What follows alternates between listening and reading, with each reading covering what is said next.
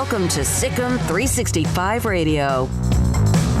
Vital on the glass, thumb on the glass, and it's a great start for the Bears. SicEm365 Radio is presented by IdealMRI.com. High-quality MRIs for $497 or less.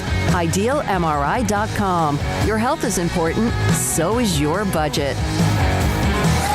Purdy escapes, throws downfield, and intercepted. Kalen Barnes comes up with it. Their best cover corner has a broken thumb. The 3 o'clock hour is sponsored by Waco Custom Marketplace. Meats, sweets, Texas treats, and a cut above the rest. 425 Lake Air Drive, Waco. Here's Elliott. He will get it. Touchdown Dallas as Elliott fought for it and has his 6th of the year. Here's David Smoak and Paul Catalina. All right, here we go. This SicEm365 Radio, continuing to be kind of just cold as hell. But I have been out probably at least 3 to 4 times today driving around. A lot of the streets have now become, especially where there's any kind of traffic, have become not dry, but it's watery, wet. I did drive over to HEB earlier today, and I saw there was a line outside the door on 19th Street, very similar to back when the days of COVID, when everyone wanted to store up all the toilet paper and everything else known to man, that I've always still been intrigued by. So I said, forget that. Stopped at a couple places, got a couple things to eat, and so it's been okay. I've been fortunate from the beginning to have power and heat and internet and everything else. I know a lot of people have battled that. Paul got his power back last night. Craig has been without it, but for maybe 90 minutes or so. And so he's going to be over here in just a little bit, actually. We have a schedule today, including Mac Rhodes at 4:20. Also, David Hellman at 5. We'll have Rick Gosselin from yesterday at 5:30 on the Hall of Fame and Maine. Who's up next for the Cowboys. Charlie Broom of Baylor men's tennis was named Big 12 Player of the Week. He'll join us today at 3:40. And who am I missing, Paul, at 4 o'clock? We have somebody today at 4 o'clock. Oh, we have Charlie Crane. The women's reveal came out last night. Baylor is the overall number 10 seed, a 3 seed, and we'll get into that as well. But two notes of note today, 2 notes of basketball. The women's game tomorrow night with West Virginia has been canceled or postponed. They'll figure that out. But the men's basketball team, and it was always that iffy 50-50 Oklahoma State game, well, it's out. And now Baylor will play a week from tonight against Iowa State. And, Paul, I would say, and then they'll try to play, 5 or 6 games in 2 weeks. But I would say if that's a team you want to come back to play, with all due respect to Kansas State or Iowa State, that might be a pretty favorable comeback from being out for maybe 20 days or so. That's the one I would pick. I mean, if I had to say who can I beat without having to practice for a week, I would say Iowa State. And we mentioned this in the show yesterday, Smokey. I'm relieved. And I would be I'm relieved, especially for Baylor because we have the personal relationship with them, but I'm relieved for any team that gets a window to practice. So I think the Oklahoma State game, look, even if they got better, if tomorrow they cleared out and were better, or Thursday they're better, well, they were only going to have a day to practice, and that's no way to do it. No, and we've asked a little information here and there on what actually can be done or not, and I don't know. The bottom line is that it appears as if, and who knows in this day and age, but they're going to play a week from tonight. They're not playing Oklahoma State on Saturday. They play a week from tonight. That gives them a little bit of room to perhaps practice. I'm sure there are some teams, despite a 4-game lead in the loss column, that are a little frustrated that they've played 13 or 14 or whatever games, and Baylor's played 9. But those teams have already, most of them other than West Virginia, I think, they've had a chance to play Baylor and haven't taken care of their own business, some of them even at home. But now you have one game. You got to get to about, 14? We'll ask Mac Rhodes that about the legitimacy of a Big 12 championship. How many games do they need to get in? 5, 4, 6?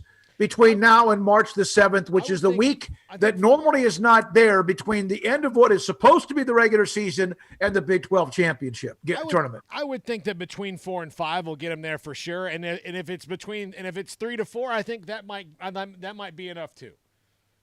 Yeah, I think so. And and especially, Paul, if they come flying out of the break and win 2 or 3 more and get to 12.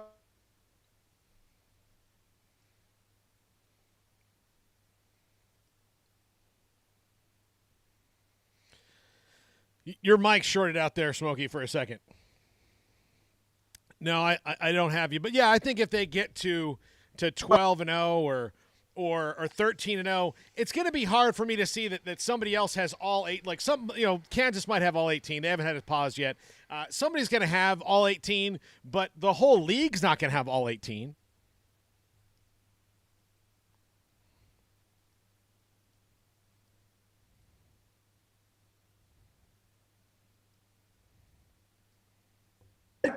There we go. I got you finally again. Other teams are playing maybe as well, and so here they've sat back and everyone else has played a little bit, and they're 4 games up. And that doesn't mean West Virginia may not lose again, or Oklahoma may not lose again, or Texas may not lose again. So we'll see. We're going to get it all ironed out. Earlier today, they had an up-tempo from 11 to 2. We were on yesterday 3 to 6. It ended up with, I thought, pretty damn good show considering all the things that we had going on, and we'll have one today as well. Here's what I want to do, and this is kind of I know where the answers are going to go, but I do trust our audience to be honest about how many games do you think is fair. And we have the text toy available, 254-339-1122, and I'll also put this up on Twitter. And be legitimately as if you were talking about any other program. Baylor's 9-0. They're not going to play again for a week. That'll be 10. There's still 8 games that they're missing on their schedule. Maybe they get 4 or 5 in. How many do you honestly believe is a legitimate number that they need to play to be declared the Big 12 title? If they get to 12-1 and they can't play 14, if they have to forfeit a game, they would still be by wins and losses in the column standings well ahead of anybody else. So what do you think is a fair number? And we are going to lean on you a little bit more today, not that we don't every day when it comes to text, 254-339-1122. Chat room's available as well, brought to you by Rudy's. And your feedback as well, so we can pass that along to everybody else listening to us today on yet another day where the weather has kept us out of the studio, but we'll take you up until 6 o'clock. What do you think? I think they got to get to 14. I really do. I'm not saying if they get to 13, they're 13-0 or 12-1. I think 14 pretty much just ends any debate whatsoever. 14 to me puts my mind completely at ease because that means you only lost 4 games. And, again, it's the average. So it's 4 games would mean they only have to forfeit 1, right? So if they're 4 games, the average they have was 18, so whatever that, or 25, it's 25% of the average, right? Or is it 4 games? Whatever it is. So whatever that number is, if they're within 4 games of being the whole season in, I think they're fine. I think honestly, given what's happened with the rest of the league and the way that the schedule may shake out, that if they're at 12, I'm probably they're probably okay at 12. They're probably okay at 13. They're definitely okay at 14. Yeah, I would think 14 is a given if they can get to 12-0, 13-0, 12-1, whatever it might be. Mac Rhodes will help us a little bit with that today at 4:20. But obviously, we want your feedback, and we will read your text and also tweets back to the rest of the audience. In fact, Stephen chimes in. Stephen from Virginia. If Baylor beats everyone on their schedule and plays 13-plus games, I can't think you dispute it. I can't think you can dispute it. But I agree 14 makes me, Stephen Vaughn in Virginia, feel better, and I agree with Stephen on that as well. 254-339-1122. Now, a couple of other things of interest today. I had where is it? Where'd it go? There was one more note. Oh, here's a story. I don't know how people feel about this. I know that I'm going to sound like I'm an old man. Get off my lawn. So yesterday we brought up the story about Jalen Johnson of Duke. Opted out of the rest of the year to begin preparation for the NBA draft. This is very similar in a way to a college player who decides he doesn't want to go through December practices and a bowl game. But this is not the postseason yet. There are games to be played. Now, this term that now everybody has gone to, opting out, the transfer portal, there are times, I hate to say this, Paul, and even Coach Krzyzewski gave him a backdoor, okay, that's fine, he even quoted him. Is this just not quitting on your team?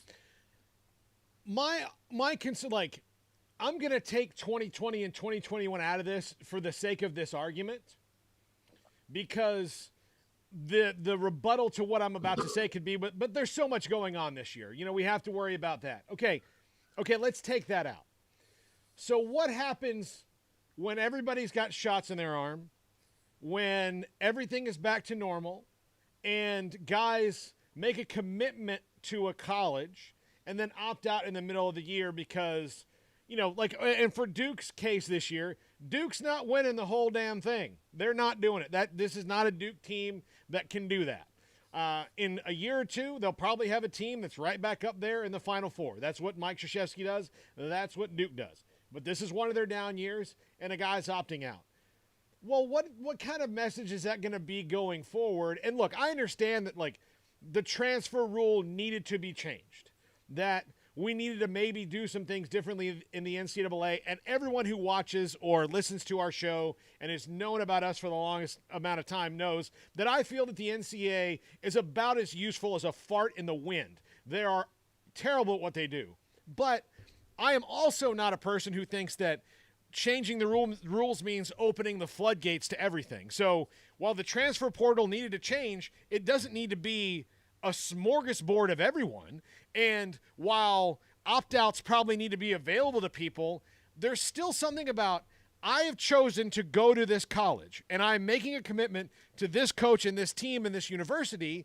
I'm going to follow that through. That's not about, you know, the college getting the best of you or them getting more out of you or blah, blah, blah, blah, blah. That's about being a human being with commitment and discipline and just being able to keep things through, right? I mean, that's not, I don't think that's an old man get off my lawn thing. I think that's just about being, you know. I understand athletes needed more leeway, more rights, and they're getting them. Now it's to the point where we do this all the time. It could be the economy. It could be something. It could be a topic. It could be political. It could be sports. Like, for example, you have the lack of pass interference in that game with the Saints and the Rams or whoever it was. And the next thing you know, man, they just go boom to the other side, and it's a mess. And the officials basically said, you know, middle finger to you. It's like sometimes when they have to change the prime rate or whatever. And, you know, Paul, when I get into things like that, I'm absolutely almost clueless. But it's like, boom, let's change it up. And then it creates problems somewhere else. It's insane that this is not opting out. This kid's quitting. He's a one-and-done guy anyway. That's probably Duke's fault because they knew he might. But if they were 3, 4, 5, 9 in the country, if they were 12-1, not 7-7, he wouldn't do this. I can't speak for him, so I'm not going to try to do that. Guess who else didn't do it? He would not do this because they would have a chance to win a national title, and he'd be even more publicity. Guess who didn't do it? Zion didn't do it. And Zion, you know, blew out a sneaker and almost tore up his knee and all that stuff. So, yeah, I like your gesture, which I know that our listeners can't see, but like the thing, you can think about that in any walk of life. Like, there are great ideas that we have in, like, government and sports and all this stuff and rules, when rules want to be changed in this country, whether it's sports or government. Like, hey, you know what? The healthcare system is too expensive and we need to fix that. So instead of, like, spending years and years researching it and, like, slowly transitioning, it's just that, like, you know, on April 1st, it's one way, and by October 1st, it's another way, whatever way you feel about it. And then instead of, like, these are long-time systems that you have to, like, let's build a better one. Like, if a dam broke, you wouldn't be like, what's the quickest thing we can get up there that's going to stop this water? You're going to say, what's the thing that's going to last for 100 years and not break again? Like, that's what we need to approach the way we do things with the rules and all that stuff. What's the best answer that's the longest-term fix? And if it takes longer to figure that out, then take a little longer. Don't just be like, we got to fix this right now because, you know. And the other thing is, like, this is sports. no one is like, we're not curing cancer here. So we can, and the people curing cancer aren't just rushing drugs out every time they get positive results. Like they're taking time to make sure what they do works and doesn't hurt people in the long run. So if they can do that, then in sports we can say, okay, what's the best answer for this, and get the best answer. Right, but the bottom line, we're getting is he quitting? Mm-hmm. He's quitting. Totally, he's quitting. We've given him this term, opting out. I understood the Jalen Smith scenario now leads to players not wanting to be in bowl games, and now the agents, of course, now have that opened up. That's Pandora's box, just like the NBA super teams, just like now quarterbacks wanting to dictate where they go. We open up everybody, like we open up everything now. It's like it's not getting political. The school loan. Give them all free. It's all free. That creates some other problem. It's like everybody can transfer. Okay, but did we ever really think about the end run here? Texas State, our great listener, Carl, and a lot of you have texted, we're going to get into that on Baylor men's basketball, sent me a story yesterday that Texas State football, who Baylor plays, I believe, next week, or next year, I believe, they did not sign a single high school player to the class of 2021. Everybody's a transfer. Mm-hmm. That's not bad if it works, but eventually that's kind of like a credit card. You better start filling up your shelves with youth too. So I just think it's dangerous. Now, Baylor, number 2 team in the country, hell, they might be 1, they might be 5, I don't know. They've been able to supplement their roster with Jared Butler, with Davion Mitchell, with Adam Flagler, with JTT.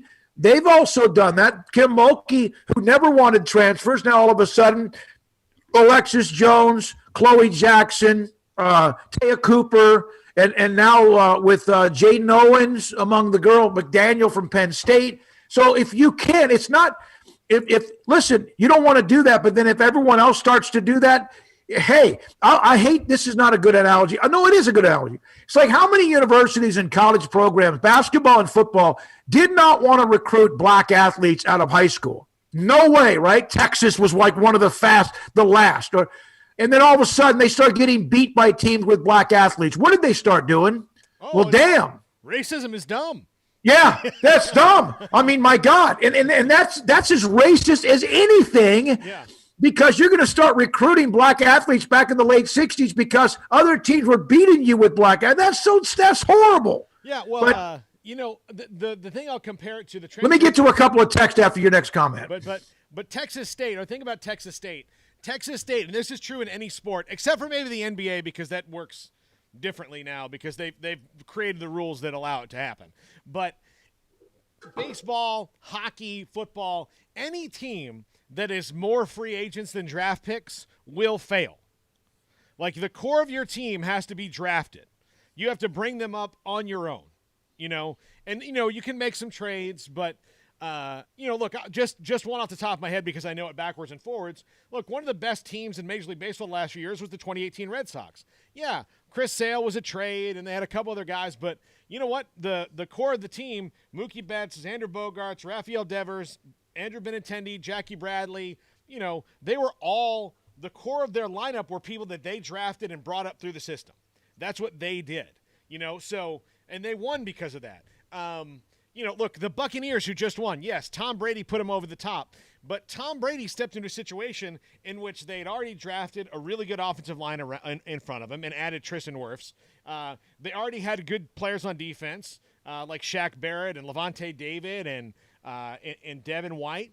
They already had all those people. So and then they come in, they bring in Tom Brady, a couple other guys, and they supplement. And look, they won the dadgum Super Bowl. So the transfer portal can help you, but it can't be your whole garden.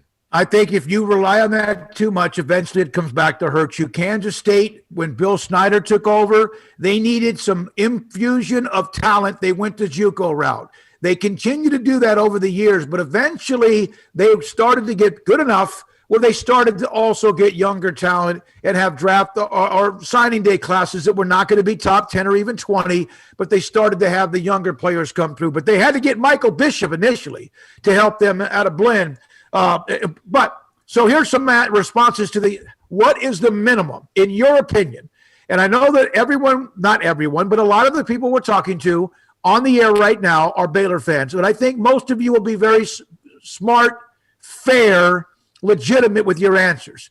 From the 5-4-1, I think we need to be at 14 games as well with max of 2 losses. I think most other fan bases in the Big 12 will place an asterisk by this season for Big 12 champs. Unfortunately, this is from Chris in Bend, Oregon. Bend, Oregon. Chris, great to hear from you. Also today, Statman, I think Baylor needs to play 14 conference games to qualify for the league title. Steven, I mentioned what he said, 14, 13 plus. Which games would you all reschedule? I can't see more than 3 of the 6 getting played. They have 2 left. They've played 9. Which ones will you all want and why? Iowa State, I think they could play Texas because of distance. They could play TCU because of distance. I think they could somehow get the game with Oklahoma in. And then I think it would still be good, if possible, somehow or another, either you play at home or you play at West Virginia. Well, they're going to play West Virginia at home. Next Thursday or Friday, whenever it is. Yeah, 2 days after they play Iowa State. So that's good to get one of those games in. And you just take care of your business. Yeah. Take care of your business. Daniel on the text line, minimum 13 or 14 on the games. And I think that's probably a number. I think 13 or 14. And especially if you're 13-0, 14-0, 13-1, even 12-2, you have a 2-game lead as long as you don't let somebody else creep back close to you. And that's if others around you. That's still, like right now, by the way, Oklahoma State has 6 conference losses. They're playing right now against Iowa State, up 9 halfway through the first half. So Oklahoma State was 6 losses. They're not in the picture. Mm-hmm. They're fighting to get into the tournament if they're going to be allowed to play in the NCAA tournament. So, but I also back 254-339-1122 on the Jalen Johnson story. He's a one-and-done guy. It depends on who you read or who you look at, who you listen to, who you trust. He's a first-round pick, maybe a lottery pick, and all of a sudden he says it's in his best interest to shut it down.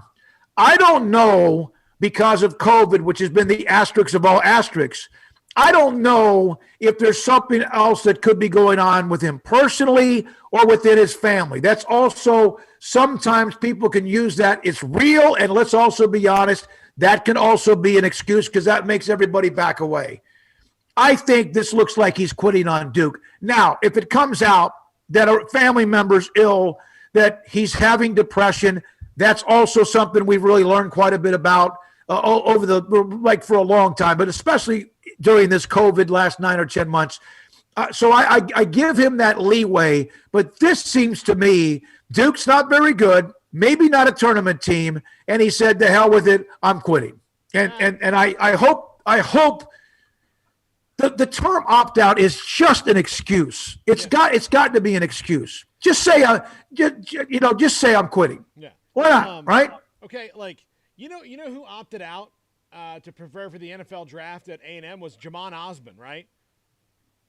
All right, have you heard his name mentioned among any NFL draft prospects? No. No. And a heck of a good player for A&M. Was going to the year their best wide receiver. And I remember talking to Owen Buchanan about it, well, what do they do now? Because that wasn't a position you thought they were particularly deep at. Guess what? They lost 1 game without him, and it was to the juggernaut Alabama national champions. So I wonder if he did have any, remorse about that, and if he might, I don't know, I haven't heard his name mentioned at all for the NFL draft, at all. Does he maybe now go back and say, well, I better get my name back in the mix?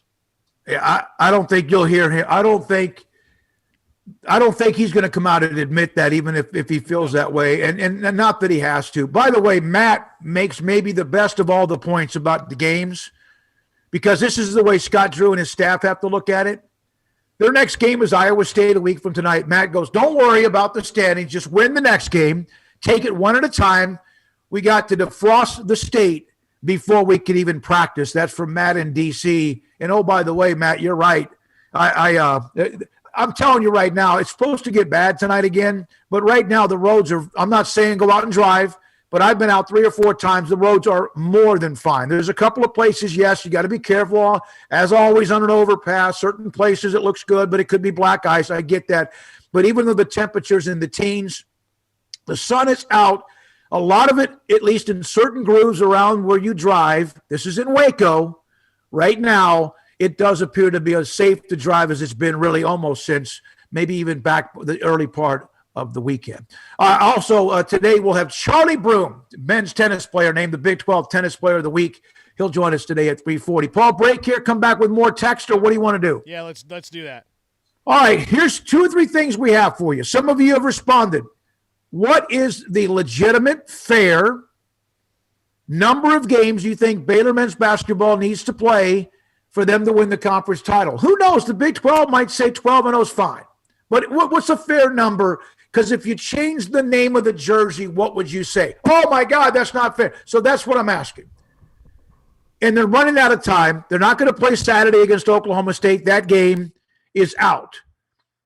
So next Tuesday, Iowa State, then West Virginia, then what is it, Paul? Kansas? Yep. Those are the 3 games they are going to play, at least that are on the schedule now, maybe because of time and distance of 80, 90 miles, TCU to the north, Texas to the south. Oklahoma wouldn't be hard to get to. You would think this is all going to thaw out here in the next, by Friday or so, Saturday. So flying won't be as much of a problem. How do you do it? How many do you need to play? They are at 9. They're scheduled for 12. And I think if they can get those 3 in, then all of a sudden you then just need a couple of games the following week, which is the buffer week between the end of the regular season schedule and also, by the way, the conference tournament in Kansas City. Chris in Oregon will come back with your thoughts about Baylor and men's basketball. And then if you know about the Jalen Johnson story, the Duke freshman, lottery pick it looks, appears to be a lottery pick. I appreciate everything about my time at Duke. He hasn't been there that long. Coach K, my teammates, the program, nothing but supported throughout the season, especially during the rehab of my foot injury. Family, coach, and I have made the decision that I should not play the remainder of the season so I can be 100% healthy in preparation for the NBA draft. He's averaging 11.6 rebounds and 2 assists a game. He's not playing as much, and they're doing actually pretty well, better without him at times. I don't get it. If he's hurt, say you're hurt. Yeah. If you can't play, then put him on, then say that. Yeah. Hey, but this is opting out to me is a crutch phrase that everybody can say that now. Yeah. Hey, in the next segment, Smokey, Ashley Hodge is going to join us and talk about the schedule release. Okay, all right, so good. That way he can give us some good perspective on, and especially what he wants to see. Okay, we'll do that. And of course, we have Mac Rhodes at 4:20, among others. That baseball tournament up at Globe Life Field up in Arlington has been pushed back a day. I think it was supposed to start maybe Friday. That's going to be Saturday, Sunday, Monday. Has Texas and I think TCU, Texas Tech, and a few others in that game. And we'll ask about Baylor and baseball and much more. This is SicEm365 Radio. 1, 2. I'm in love with a man named Rudy. I'm okay with that. He knows exactly what I want. He keeps me coming back. Cooks breakfast, lunch, and dinner for me. Does the dishes too. I'm in love with a man named Rudy. Last name Barbecue. It sure is easy to fall in love with Rudy's tasty oak smoked barbecue. Next in line.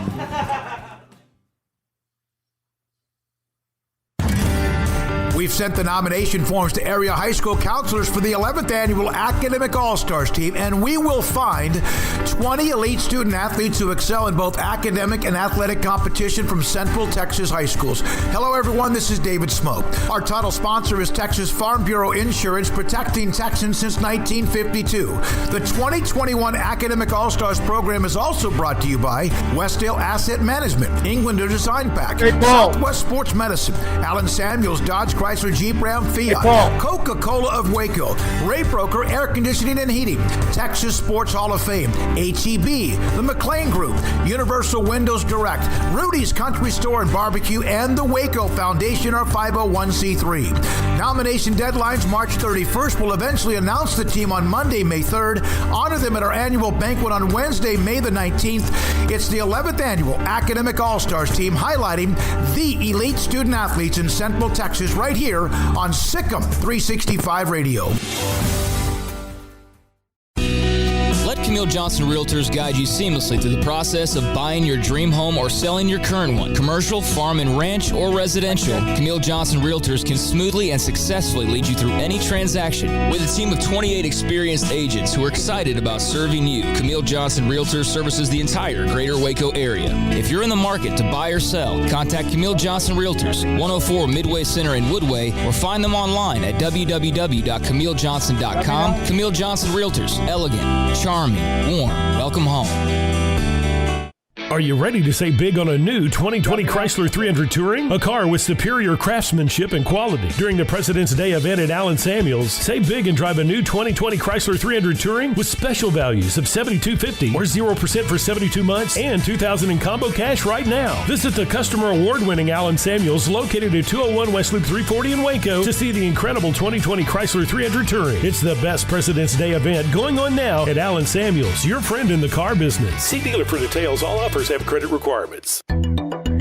It takes time to reach goals. It's a truth that applies to more than sports. It goes for your financial goals as well. You work hard for your money, and you deserve an investment strategy that lines up with your game plan. And Tom Albers, your Edward Jones financial advisor, can help. If your financial investments aren't putting forth the effort you desire, stop by today for a financial review. Tom Albers, 4301 Lakeshore Drive, 254-776-7605. Edward Jones, member SIPC.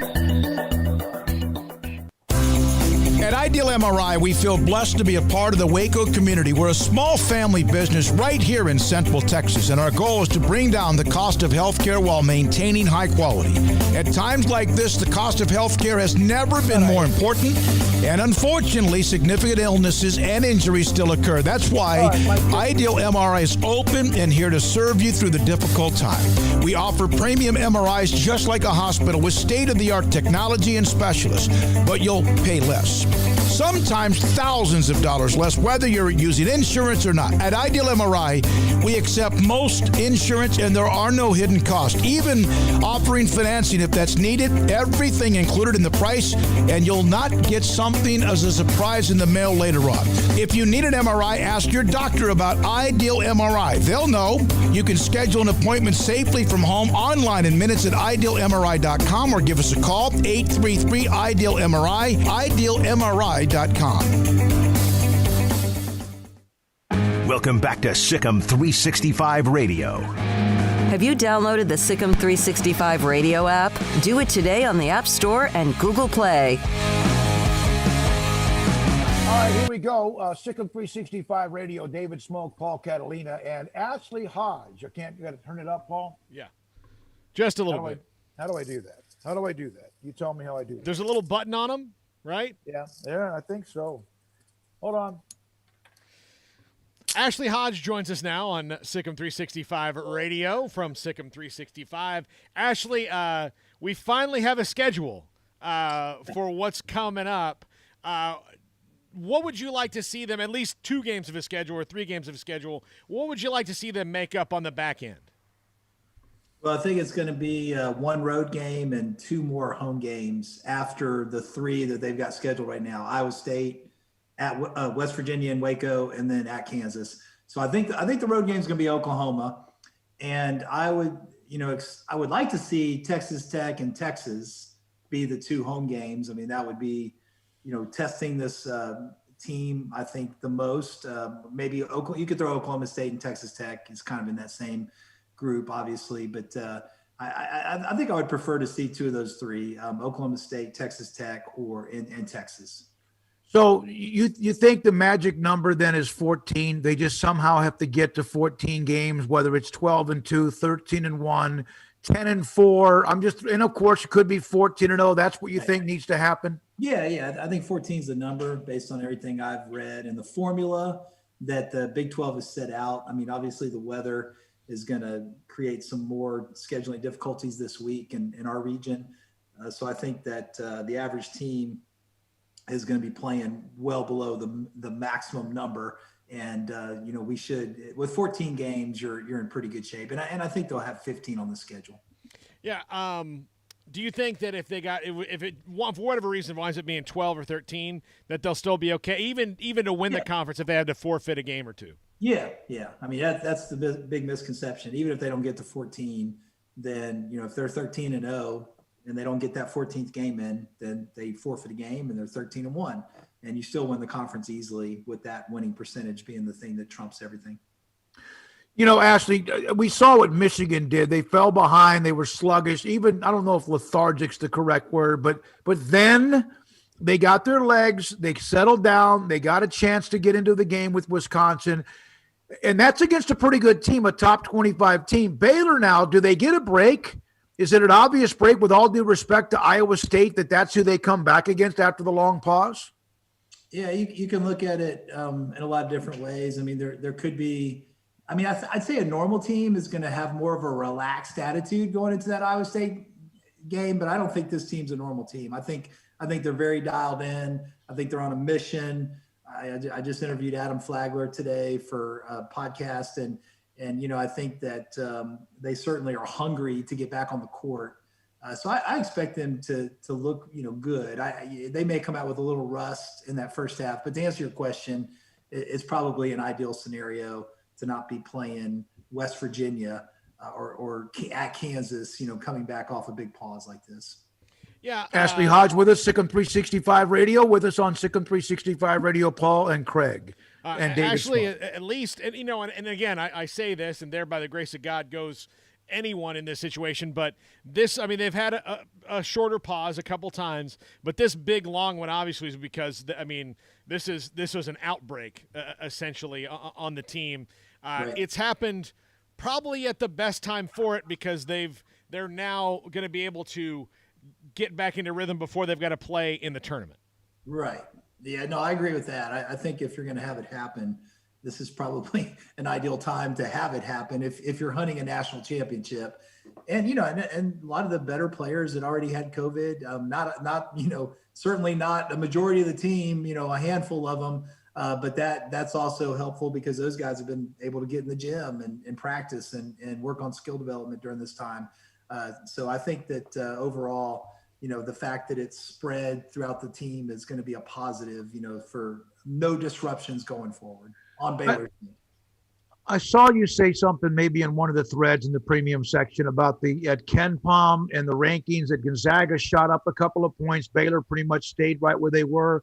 What was that from? Was that just from Gonzaga playing more, dominating, even if they were playing teams they should dominate? Yeah, I think that had a lot to do with it. Some of the teams they had beaten had some, pretty big wins, like Iowa beat Michigan State by 30 points. Virginia was cruising through the ACC until they played Florida State last night. So Florida State beat them soundly. Go Seminoles, right, Paul? That's right. So I do think that, it's obviously a formula based on who you played and how well the other teams do. And, the fact that some of Baylor's opponents had faltered a little bit, Washington finally got a win yesterday against Washington State, but they've had a terrible season. And, a lot of the, teams that Baylor had beaten, had a rougher week. So the metrics, definitely factored in there as far as that's concerned as well. But Baylor's going to jump up. If they continue to win, if they're undefeated, I think they're going to be past Gonzaga when it comes time for Selection Sunday because of all the tough games they have left on their schedule. By the way, Oklahoma State now leads Iowa State by 13, 3:28 to go in the first half. That game, I believe, is in Stillwater, and they're playing an afternoon game tonight. The game with Texas Tech and TCU, of course, has been postponed. Paul, anything else? Because we got to get to Charlie Broom as well. No, Ashley, thanks for being able to hop on with us here and during Snowpocalypse. How are you doing in Dallas? I'm fortunate because I live within a mile of a couple grocery stores and a fire station. So our power has been on the whole time, and I suspect it will probably get, preferential treatment for that very reason. But, cross my fingers, we'll see. Yeah. So far, no disruptions. All right. Good luck with that, man. Good. Thanks for jumping on with us. Ashley Hodge, SicEm365.com, SicEm365 Radio, college basketball analyst. Oh, by the way, he's one of the owners of the site. Brian Etheridge just checked in. He has been in a meeting. He's been working while we're playing here on the radio. Ashley, thank you, buddy. Appreciate your time. When we come back, Charlie Broom. Just go right now. All right, let's go to Charlie Broom right now. Baylor men's tennis player when he joins us. Yeah, what? There we go. Okay, he's gone now. Got him. All right. All right, Charlie now joins us on SicEm365 Radio. Charlie, I just saw the note earlier today that you were named the Big 12 Player of the Week. I know that didn't end the way you wanted in Champaign. What does that mean to you to be named that? Yeah, I mean, obviously, I'm very honored. I think, I didn't expect it at all. I think there's so many good players. I mean, you're playing with the top 8 teams in the country. So, you've got the best players from each school and there. And, I was just doing the best I could for Baylor. And, we were so close. We had, a great run of wins against Michigan, A&M, Texas as well, beating them again, and then Illinois at Illinois. So, yeah, I was just very, very honored to be awarded the Player of the Week. So, yeah. Did any of this offseason disrupt your training and anything like that? And how did you kind of overcome all of that to start out so well? Yeah, I mean, we had a really good preseason. Pretty much everyone was back at the end of December, beginning of January. So, we had 2 weeks really to really focus on fitness and getting everyone in as good a condition as we could be in to be prepared for, a really tough opening schedule. I think, when you look at what all the other teams have played, like all the other matches the teams have played, they haven't played the same strength of schedule that we have. So, going into Michigan, the first big match at the kickoff weekend, we felt like we were ready and really just progressed from there, and each match getting stronger, and just couldn't quite get across the line against UNC. I had somebody ask me to ask you this, with your last name being Broom. You've won your last 5 matches, I think, in straight sets. Is that because your last name is Broom? You just sweep everybody? Sweeping off the court. Yeah, I have heard that one a few times. Yeah, not gonna lie, but no, it's as I said, like, I just try and keep my head down, do the best I can for the team, and hopefully that pun will be used a few more times. Have you got? I don't know if you know this or not, but Charlie graduated with a degree in biochemistry. So it's not like me. I graduated in radio, television, and whatever the hell that means. Biochemistry. So you didn't, and it's at Dartmouth is where he's a grad transfer. You didn't like just go get social studies or something like that, did you? Yeah, no, I was out there grinding it at Dartmouth, that's for sure. I mean, I started getting into that just because of, my dad. He was into chemistry, has a PhD in chemistry. So I kind of grew up around that. And through high school, I was a little better at biology and chemistry. And I got to Dartmouth and I was like, I'm just going to stick to what I know and what I'm good at. And just carried on pursuing it, a lot of late night studying, a lot of lab time and things like that. So I just had to work that into the schedule. But yeah, it was great fun. Don't get me wrong. I loved every second of being at Dartmouth, but did not make life particularly easy for myself at times. So when you're done playing tennis, what does that mean career-wise for biochemistry? Yeah, I mean, good news is I've got options. I love, I certainly have the potential to go to med schools, things like that, and physiotherapy, anything along those kind of lines. I think I'd love to keep it sports related. So if it was, medical route, it's probably sports doctor or something along those lines. I think, as I said, I want to play tennis as much as I can and see how, where that takes me. And then after that, I'll figure that out as and when it comes. What does it say that you were the number 1 player at Dartmouth and you're now the number 5 player at Baylor? And of course, you've had great success in doubles as well. Is that something where you kind of set up the doubles and singles because of who you play, or is that how deep Baylor men's tennis is right now? Oh, I mean, we're so strong. I mean, I think we're the strongest team in the nation. We have so much strength and depth. It's insane, honestly. So, the fact that I played one at Dartmouth and then came in, I mean, we've got a guy playing ahead of me, played one at Duke. We've got a guy playing behind me who was playing one at Duke. And, people that aren't playing in the lineup right now that were, weren't losing matches last year. So it is really, honestly, a pleasure to be a part of this team and work with the guys every day because they're all so talented. And honestly, the culture that we have right now, we're just pushing each other to get better. So honestly, it's just great to be a part of it. And I'm just excited above all else just to see what happens the rest of this year. We're talking to Charlie Broom, Baylor men's tennis. I know, and I said this at the beginning, you guys made the great run to the championship in the ITA. against North Carolina, and then just didn't work out that day. They were really, really good, and you guys had a couple of things that didn't go well. What was that like, the experience that you got and you received and kind of like saturated in the time in Champaign? How much that sparked you to go and have a run sometime with the Big 12 and Nationals in the spring?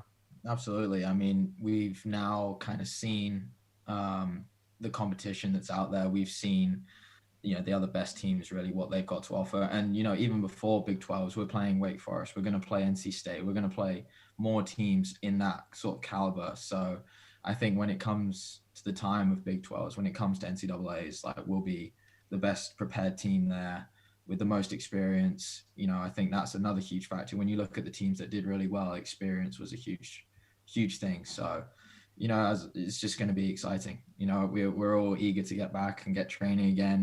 We'll take a little time to rest and recover after the weekend, obviously, but, everyone's just wanting to get back competing. And, we've got a couple matches coming up this weekend. Hopefully we get to play them, but yeah, we'll be ready to go when Big 12 comes around. That's for sure. Go ahead, Paul. Yeah, Smoak. Yeah, I wanted to mention this about Charlie's hometown, Hertfordshire, England. I was an English lit major in college, and when I was looking up your bio, I said I had to look up pretty quick because I've heard of that. I don't think more famous books have been written about any other town than your town. Is that kind of what? Do you get a lot of tourism in Hertfordshire for people who are Pride and Prejudice fans or Dickens fans or Oscar Wilde people who book nerds? I'll be honest, I've got no idea, but yeah, the high school that I went to has been quite famous for a few reasons. But yeah, the Hertfordshire in general, it's a great little place. So I would definitely encourage people to go visit. It's got a lot of different aspects to it. So just outside of London as well. You can just go into London, and London's pretty cool. I'm a little biased about that, but yeah. Charlie, you obviously mentioned how deep the team is, how competitive it is. What is it like in practice? What is it like when you guys are going at it in practice? Do you try to does Coach Woodson, do you flip around, not just in doubles, but against singles? Are you pushing each other? Do you play one plays four plays six, whatever? Yeah, we're mixing it around. Like, everyone, as I said, is so talented. So, the fact that I'm playing against the number 2 one day and then playing against, number 7 or 8, it doesn't matter. Like, everyone's pushing each other. Every match is close. I think one thing that I've learned from my time, just in playing college tennis, is there's a difference between being a friend and being a teammate.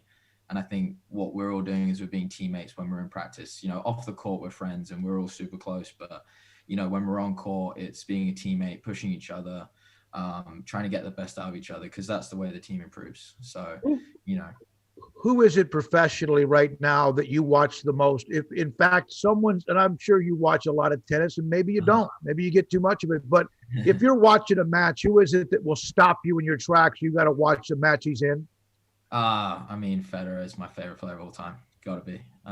Anytime he's playing, I always want to try and watch him play. I think I've got a lot of respect for a lot of other guys, and especially I try to maybe emulate them more just because they're more similar to how I play. But if you're telling me you've got one more match to watch in my life, I'm watching Federer play. So.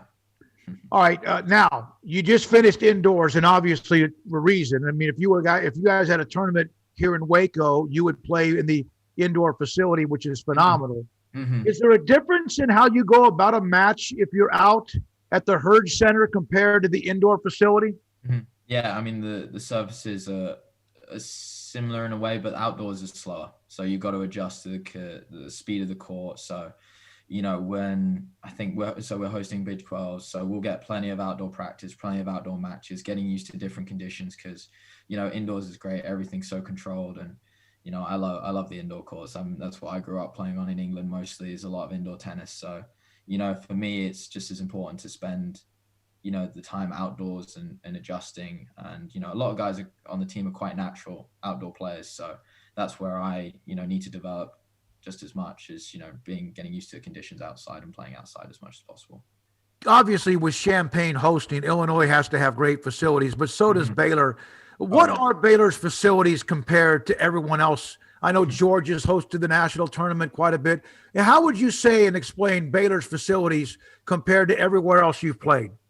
I mean, it's honestly tough to compare at times because they're so amazing. I mean, it's beyond just like the actual tennis courts and the tennis centers. It's like the recovery rooms, the weight rooms. It's everything combined. Like Dartmouth was amazing, and my time there was amazing. But the facilities here have really allowed me to progress, I think, to another level in my game. So, that was a huge reason is why I wanted to come here, is because even though I didn't take a visit, it's you hear about the reputation of Baylor and the facilities and the coaches and everything combined, so that was definitely a huge reason why I wanted to come here. What was that like? And a lot of athletes are having to do that. Charlie Broom, Baylor men's tennis, he was Big 12 Player of the Week with us on SicEm365 Radio. What was that like to commit sight unseen in a way? Because a lot of athletes, because of COVID, are having to do that, and obviously you did as well. Yeah, no, I mean, you obviously try and look at the tours and stuff that they do online and things like that. But yeah, I mean, it is really tough to get a feel for a place without truly visiting and spending some time there. But, I knew, a couple guys on the team. I'd watched them play, and I knew Coach Woodson as well before coming here. So, I'd interacted with him, and he was amazing throughout the whole recruiting process. But yeah, it's a completely different experience than it was when I was 18. I was kind of going over to America and seeing all these amazing different places. And, this time around at 22, I knew exactly what I was kind of looking for in a school, and Baylor just ticked every single box and more, to be honest. So yeah, the decision to come here became fairly straightforward in the end, but yeah, and I haven't regretted it since. So what's been your favorite thing about Texas so far? Good question. Weather, other than what we're experiencing right now, excluding this past few days, I would say the weather. A lot of sunshine. I like being in the heat as well, so that's definitely my favorite thing. By the way, the Hawkins Indoor is the one I was referring to, and of course, Hurd is the tennis center as well. Mm-hmm. You obviously, you said when you came over to America to play and you played at Dartmouth, sometimes in athletics, it just seemed like we take everything for granted, whether we were to go to Europe or vice versa. Was the transition easy for you to come to America and just start playing with Dartmouth and just kind of settle in? No, not at all. It's obviously the school and, that side of it is one thing, but, the training increases really was the biggest thing. In my high school days, I was training 8, maybe 10 hours a week tops, fitness and tennis included. So then I'm suddenly, it's like 18, 20 hours a week. That's what we were doing. Plus you're playing matches on the weekend consistently. So, really the volume of tennis is exactly what I was looking for. And that's exactly what I needed. So that was probably the toughest thing. And then along with that, it was balancing it with the academics. So I don't regret doing it at all. But I think that was the biggest thing that's maybe changed my game is my fitness and just how much time and effort we put into fitness when I was at Dartmouth. It just gave me a great base for, what I wanted to do, what I want to do afterwards. And now that I'm here, it's perfect. Charlie, a couple more things for you. We appreciate your time. You mentioned Woodson, Coach Woodson, and Michael Woodson, what he's done with the program. Yeah. How much of a steadying force was it, and how much of a steadying force has he been because of the transition from Coach Boland to Coach Woodson? And obviously, you guys are really good and you're very deep, and it seems like everything's very healthy. How much did that help? Oh, so much. He's been so supportive of all of the guys, all the staff, everyone. I can't speak highly enough of him as a coach, but more importantly as a person. I think, it's easy for you to spend so much time on court with someone and you just get on with them as a coach, or you just like what they have to say as a coach. But as a person, he's honestly amazing. And everyone on the team has so much respect for him, and it's funny when we go to other places and I look at, other teams and other coaches and he is so highly regarded by everyone. And I think it's a natural fit for him. I think he loves the head coach role and he's only going to get stronger in it as he gets more experience with this team. And I'm excited for him personally as, as someone who's maybe not going to be on the team for that long. I'm excited to see him progress in college tennis coaching. Hey, Charlie, thank you very much. Appreciate your time. Congratulations. Good luck this spring with the Big 12. Obviously, you said you have an event coming up pretty soon, but also the Big 12 and Nationals. And what a run for Baylor over the weekend in Champaign, Illinois. Have a great week, okay? Appreciate it. Thank you very much for having me, guys. Charlie Broom. Biochemistry was never something that I even knew how to spell, much less thought about taking as a class.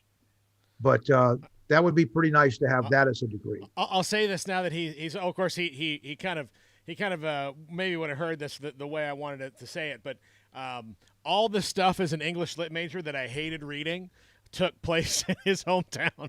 Pride and Prejudice, Jane Austen. It's Howard's End. I had to read Howard's End in high school, and I was so mad about it. Who? Howard's End. It's this Elizabethan like drama. Don't even. You brought up Dickens. He's the one that did Scrooge, right? Yeah. No, Dickens is a badass. Dickens wrote a lot of good stuff, but Jane Austen's books and E.M. Forster's Howard's End are boring. Like, oh, I love you, sir. Oh, yes, I did. I could not do it. I cannot do it. I guess when you go JUCO, some of those things are just not a part of the repertoire. And I went straight to SFA, and of course that's the Stanford of the South. I never remember having to read any of that. We just learned about bones, ligaments, and muscles. Yeah. All right, coming up next at 4:00, Charlie Cream of ESPN. The women's reveal came out last night. Baylor right now is a 3rd seed, but they're on their way up. You can tell they're playing well. They just hammered Texas on Sunday. Their game tomorrow night with West Virginia has been postponed. And then the men had their reveal. And, of course, Baylor's a number 1 seed. You had a lot of Big 12 teams, including also outside of that, Houston involved in the top 4 seeds as they went into this week. Charlie Cream, why Baylor's a number 3 seed and not maybe a 1? I'm not so sure they're a 1 myself right now, but we'll get into that with him. Charlie Cream of ESPN on the reveal next on SicEm365 Radio. Southwest Sports Medicine and Orthopedics, the team physician of Baylor Athletics. Our doctors specialize in the diagnosis and treatment of any and all sports-related injuries. Celebrating over a decade of service in Central Texas, our doctors are equipped to handle a wide range of issues, whether it's your foot or ankle, orthopedic spine care, your hand or wrist, knee. Screening today. Impact Health Labs. On-site, prompt, and accurate. Taking COVID-19 head-on. Again, that number is 254-744-6233. Or online at impacthealthlabs.com. Waco's newest gym, Halo Athletic Center, 5725 Bagby Avenue, right behind Region 12 and across the highway from the Central Texas Marketplace, where motivation, inspiration, and hard work are the driving force. State-of-the-art equipment, indoor and outdoor track, locker rooms, showers, yoga and bar classes by Duality Yoga, bod pod potty composition analysis, and registered dietitians, all under one roof, where we rise above. Come join the Halo Athletic Center and be a part of the change. Your change. Car has the trucks, man. They have the one for you. Crew cab, short or long bed, silver, black or blue. Texas size selection, great prices too. Richard Carr, he has the truck for you.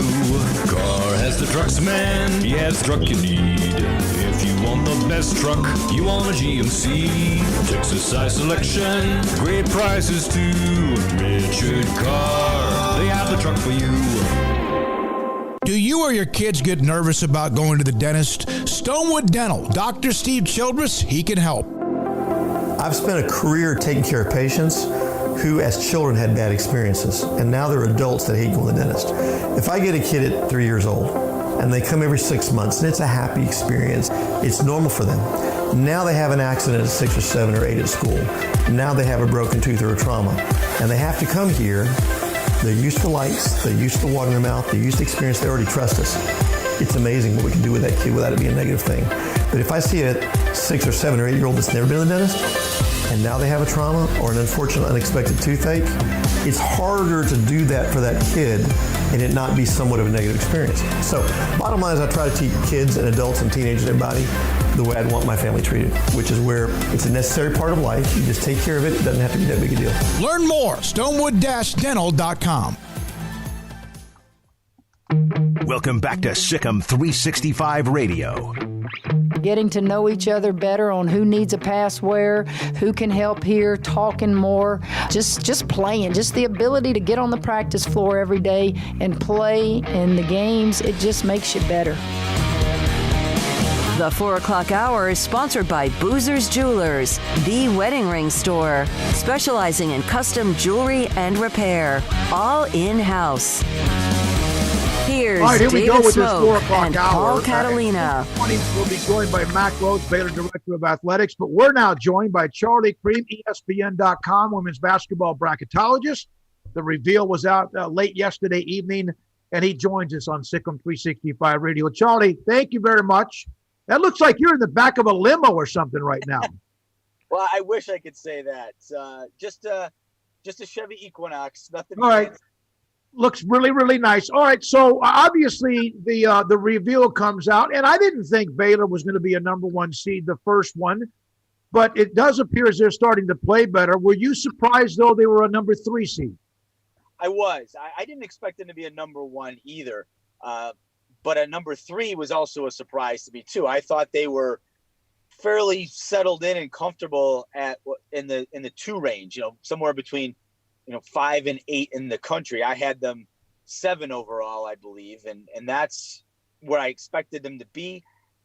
10 is a little low as far as I'm concerned. I didn't see that coming. That was one of the bigger surprising takeaways. I don't think it's egregious.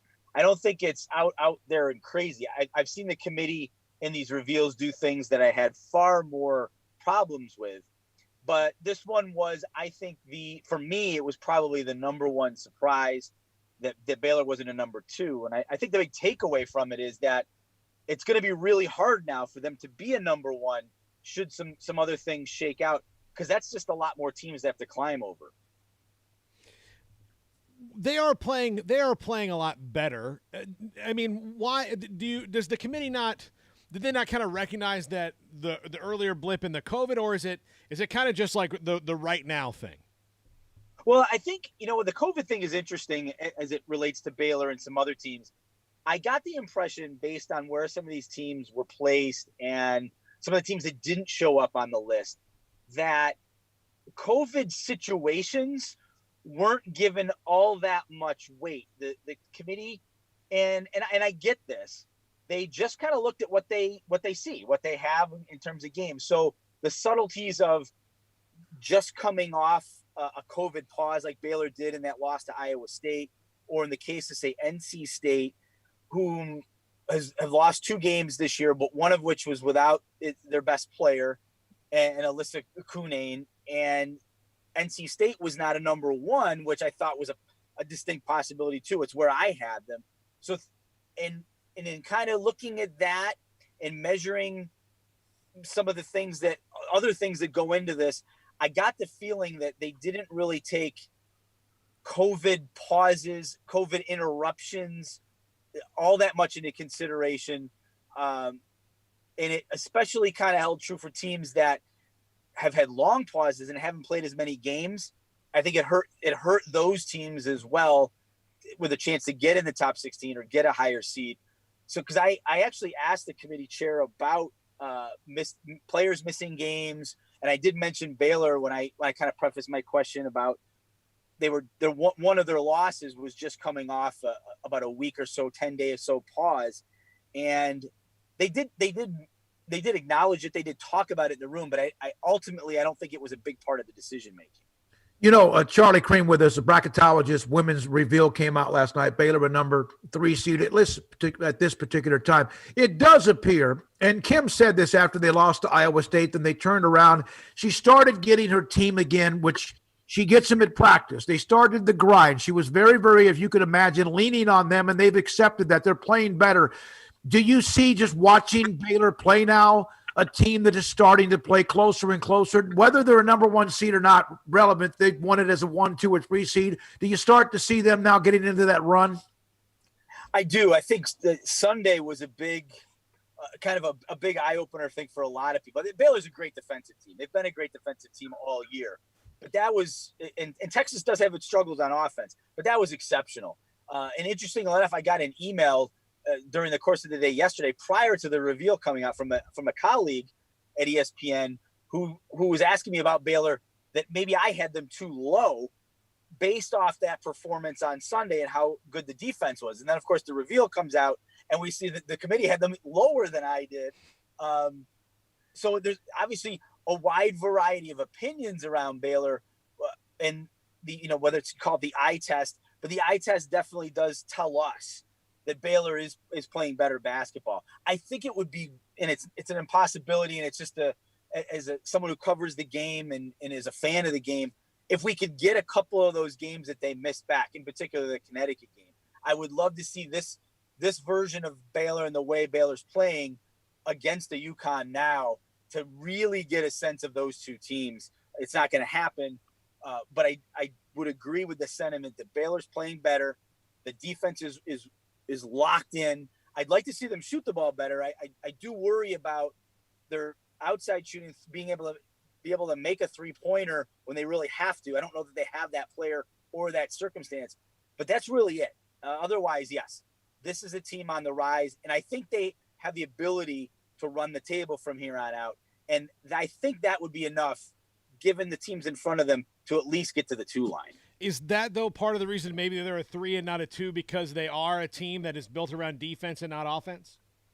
No, I think the rationale behind them being a 3 is more results driven for the committee. The fact that they have 2 losses and that a lot of the other teams we're talking about only have 1, or the losses are better, or the strength of schedule is better. I know one of the committee chair noted that Baylor's strength of schedule, it's not awful. It's been worse in previous years, to be honest. But in terms of the teams they're being compared to, it is a little bit worse in most cases, although it is better than Stanford's and it is better than UCLA's, which is interesting. And both of those teams have 2 losses.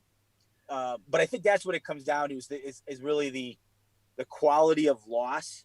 It's not really so much as to how they play, because the offensive efficiency still isn't bad. Baylor's still 4 in the net, and the net takes into account now, as opposed to the RPI, offensive efficiency rating and defensive efficiency rating. And Baylor, as I said, they're 4 in the net, which would lead most people to believe that they should be higher than number 10 overall. The net's not the end-all, be-all, but it does give an indicator that the offense is still functioning at a high enough level, along with that great defense, to get them that high net rating. And then you would then suppose that would get them a little bit of a higher spot on the committee's top 16. We had Michelle Vopel on about a week ago, and I asked her about this. Is this as wide open? In the end, you'll still see you got South Carolina, UConn, and we see the teams that are at the top. A&M, Gary Blair has a lot of transfers, and they're 19-1, but their number's not all that good, although they're the number 5 overall. Is this a year where, Charlie, it seems like with a sport that is normally maybe 4 to 6 really deep elite, as open as you've seen it in quite some time?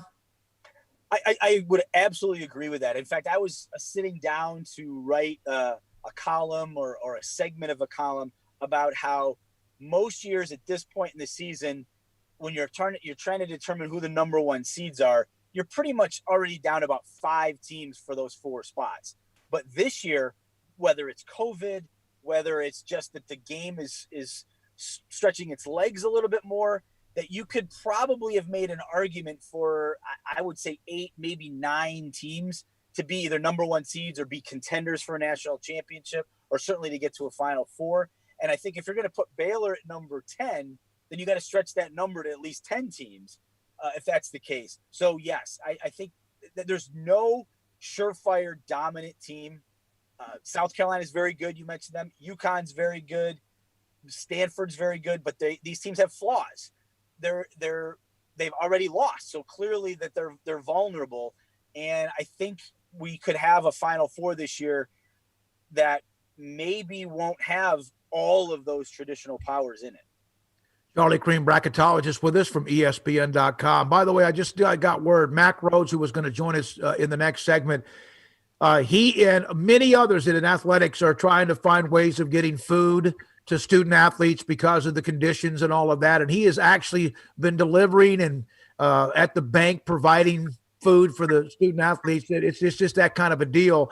right now, of course, with the conditions. So he'll be on with us probably tomorrow or at some point later in the week. Charlie Cream with us. Charlie, how did you get into bracketology? Was it a numbers thing? Or you a data major? What kind of got you involved in that? Well, no, I'm definitely not a numbers guy. I'm more of a numbers guy when it comes to basketball than I am in anything else in my life. But at my heart, I'm not really a numbers guy. I'm a basketball guy. I'm a brackets guy. From the day I was old enough to know what college basketball was, I got my ruler and my pencil out and laid on my living room floor and made brackets and filled them out and had to do them by hand.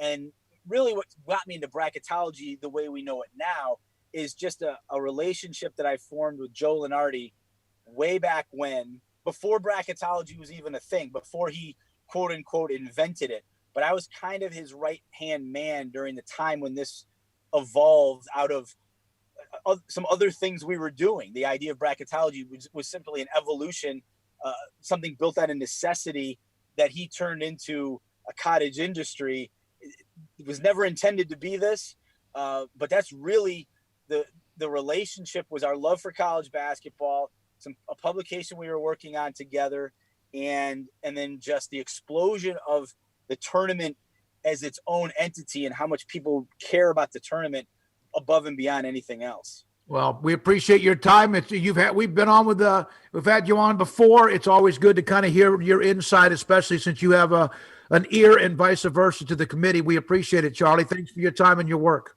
Always glad to be with you guys. Charlie, definitely be safe there. Yeah, you too. Charlie Cream, ESPN with the bracketology. The women's reveal came out yesterday, and I got to tell you, I'm not one that breaks it down. I'm one of those. Paul, how does the football committee say it? What you see. I forgot the eyesight factor, whatever that is. The eye test, and I'm not into that big term either, but I've watched a few. I know, Paul, you and I at times you've come over and on the flat screen. We put up 2 or 3 women's games at once, and we've broken them down. Charlie's gone. You don't have to lie about it anymore. Yeah, okay. Otherwise he would not come back on with us ever again. No, he's good. I appreciate that. He responded to me last night.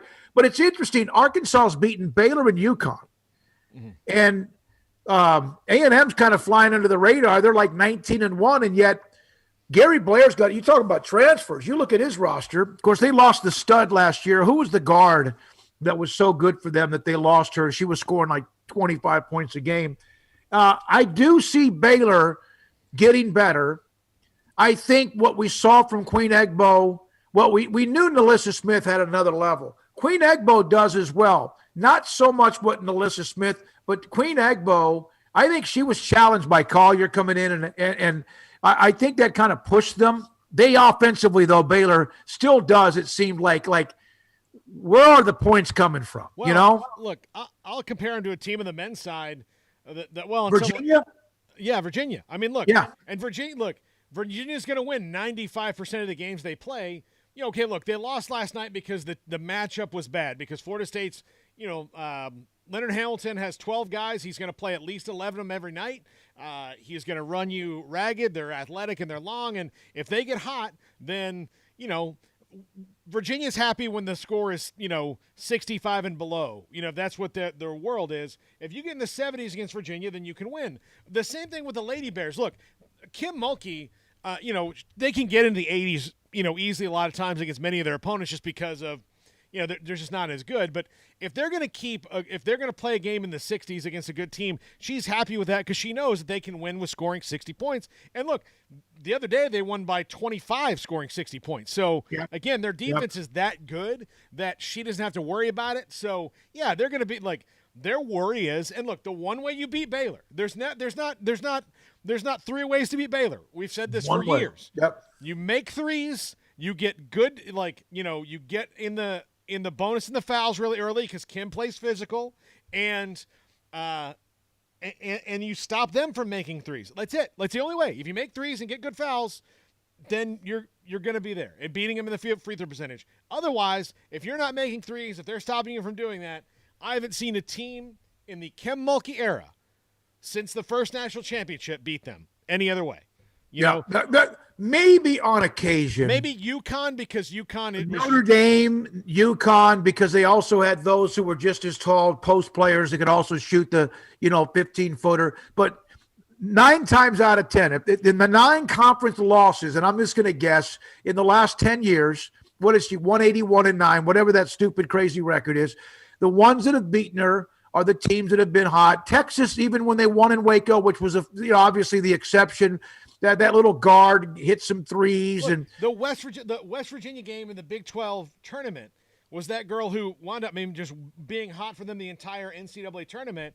And got to the free throw line a ton in that game, I believe, as well. Through the line a ton, and she was drunk from 3, just boom, boom, boom. Louisville was shooting from beyond, like, get over half court, take 2 dribbles, pull up and shoot, and it was going in like Pleasantville. Louisville. Yeah. Nothing more than Louisville and Oklahoma City. When I sat there and going, eventually they're going to miss one of these, right? And it was, of course, one of the shockers of all time. And when you look at it, that's what I was kind of surprised with the committee on that Iowa State game. Yeah, they lost to Arkansas. Okay, that's a pock mark in that. That's a team that's beaten Baylor and UConn, like you said. That's one that you're going to go. The Iowa State game, and I'm not taking away from Iowa State. Baylor they practiced for one day, played Iowa State, and lost by a possession, right, or 2 possessions.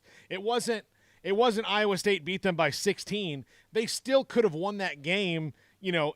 Probably if they had a shooter. Like, that's probably what they were lacking. They didn't have a shooter. Iowa State, though, came out, made threes, got good fouls, got Baylor off balance, and they won. All right, I need to update everybody again. I just received a note from Jovan, and so Mac was going to come on with us today. Earlier today, I'm going to read this from him, and I think this, if you're a Baylor fan or someone who's in college athletics or likes college athletics. So Mac is on with us Tuesdays at 4:20. On the occasion he misses, it's because of Big 12 meetings. There was the one time, honestly, when, yes, they were up in wherever it was to meet with the NCAA. And it's got to be something that's usually administratively driven.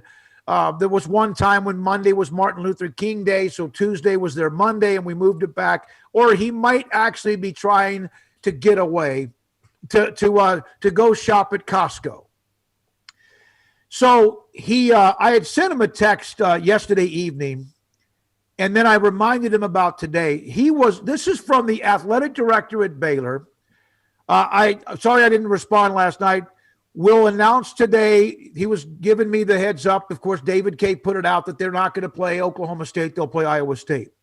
He has been at the bank, which is attached right next to the indoor facility, the little outlet, what do you call it, the pond or whatever, and then also near the indoor complex, and then the athletics department complex.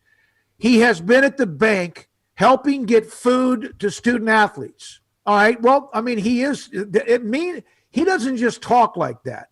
Now, also this, he said I've been told by one of the housing complexes lost power.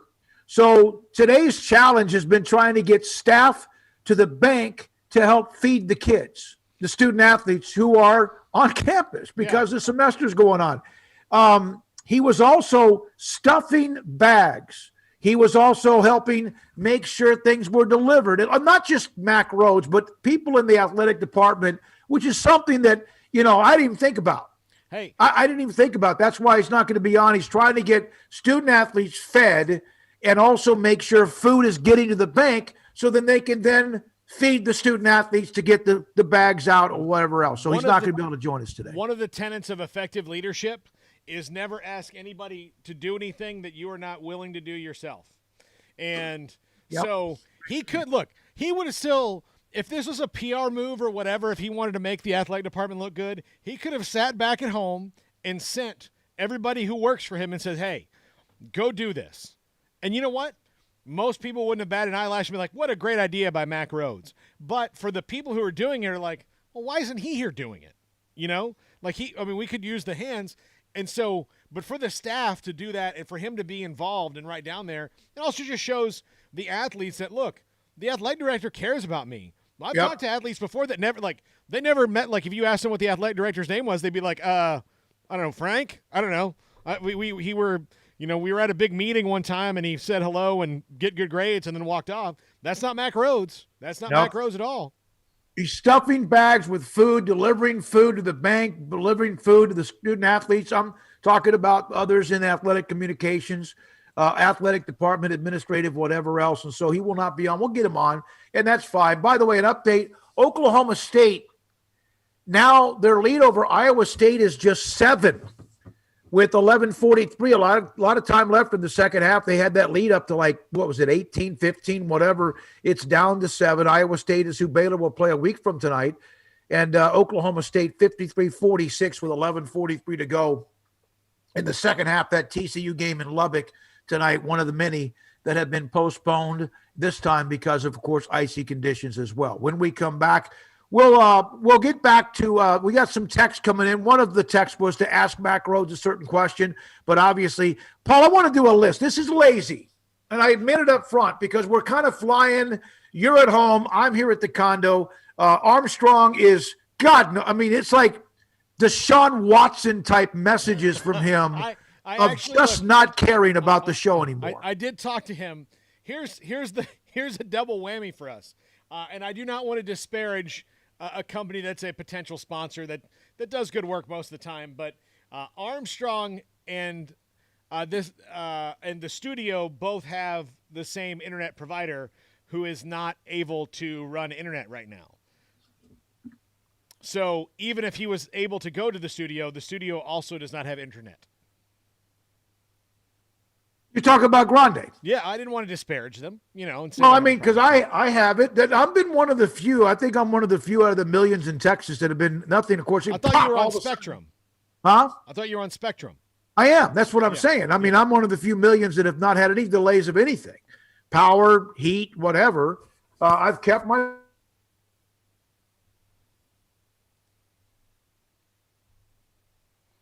Put your earbuds back on.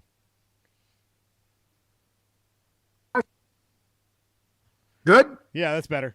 Yeah, I don't know. It's just I think you're going to have to get me white. Did you see what Seth Payne was wearing yesterday? Yeah. Hey, I have good news for you on that front. Colt Barber has ordered us some apparatus that we'll be able to use for this anytime that we are, have to be, like if somebody has to be home or, whatever, that make it easy for you. Plus, it'll make it easy for you to, you could do your own Zoom meetings if you wanted to, and record people on Zoom on video.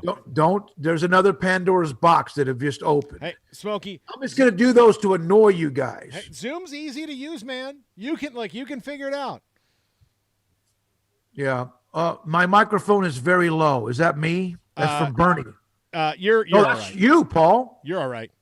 Okay. All right. You're all right. Yeah, Paul's microphone now apparently is very low because, again, technologically, I have to kind of patchwork this for him.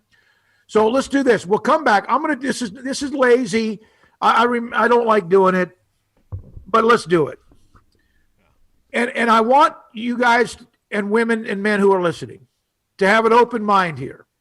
I want to, and I know if I do this with Paul, I know his top 5. I want to include the Baylor men's and women's basketball players and their dominance level. Top 5, 1 to 5.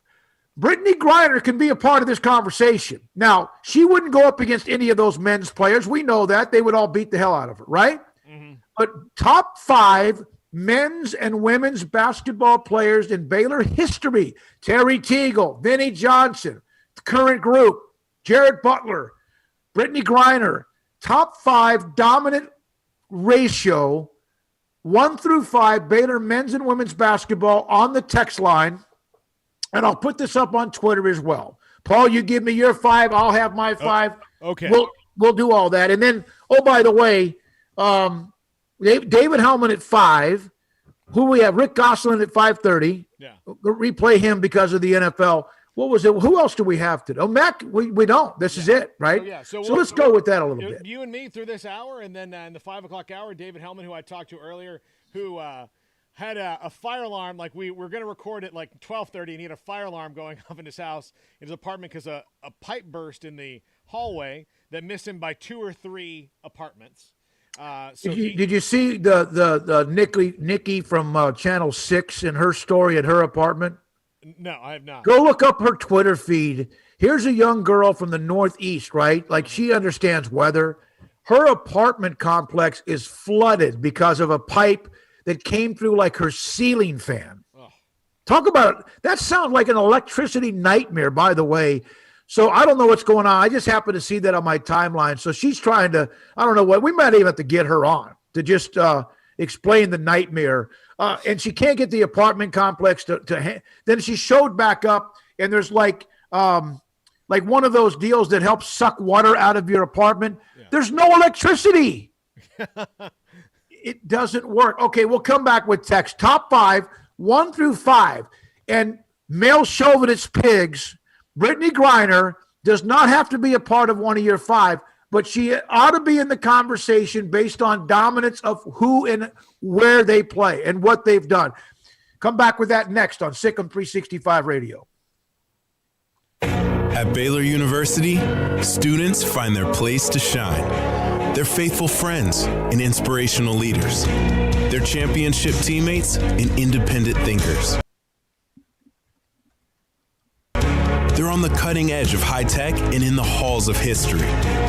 If you want to make the world a brighter place, you can. And if you want to shine in your own way, you can. The spark you need is already inside you. Bring it to Baylor, where lights shine bright. Did you know that 1 out of every 4 men have symptomatic low levels of testosterone and don't even know it? And if you think you're too young to worry about it, guess again. Low T levels can make you feel tired and grumpy, cause weight gain, and wreak havoc on your sexual desire and performance. Petty Clinic Low T can set up same-day blood screening and results, so if you're tired of being tired, I challenge you to man up and Google search Low T Waco or go online pettycliniclowt.com. It's a private clinic with an atmosphere catering to men. Affordable, only $150 a month, includes lab work, office consultation, testosterone injections, follow-up visits compared to $395 a month in Dallas or Austin, and you don't have to fight the traffic. Petty Clinic Low T is board-certified physician consultations, will provide the best form of brand-strength testosterone available. Contact Petty Clinic Low T today. Just off Highway 84 and Old Hewitt Drive in Woodway. Petty Clinic Low T, helping men become the high-performance men they deserve to be. PettyClinicLowT.com or Google search Low T Waco. Texas Farm Bureau Insurance has protected fellow Texans with auto, home, health, and life insurance since 1952. With more than 260,000 square miles of land and 27 million people, that's a lot to cover. Whether you're wrangling cattle or wrangling kids, we're proud to protect Texans in all Texan ways of life. Stop by and see our agents at one of our 3 McLennan County locations. Coverage and discounts are subject to qualifications and policy terms and may vary by situation. From the first workout to the last practice, sports is an incredible and rewarding challenge. Hi, everyone. This is Dan Ingham with the First National Bank of Central Texas, and we're proud to support each athlete, every parent, and our educators. From families, small businesses, to the biggest industry, we're here to help. With remarkable products like mortgage lending, we've got banking ideas that fuel big dreams. The First National Bank of Central Texas. Familiar faces making local decisions. Member FDIC, Equal Housing Lender. At Marco's Pizza, get craveable pizza made the Italian way with dough made from scratch, an original sauce recipe, 3 fresh signature cheeses, and premium toppings you love. Serve hot and safe. Right now, you can get unlimited medium one-topping pizzas for just $6.99 each. Why stop at just one? Order with your app or at marcos.com for curbside, carryout, or delivery today. Marco's, pizza lovers get it.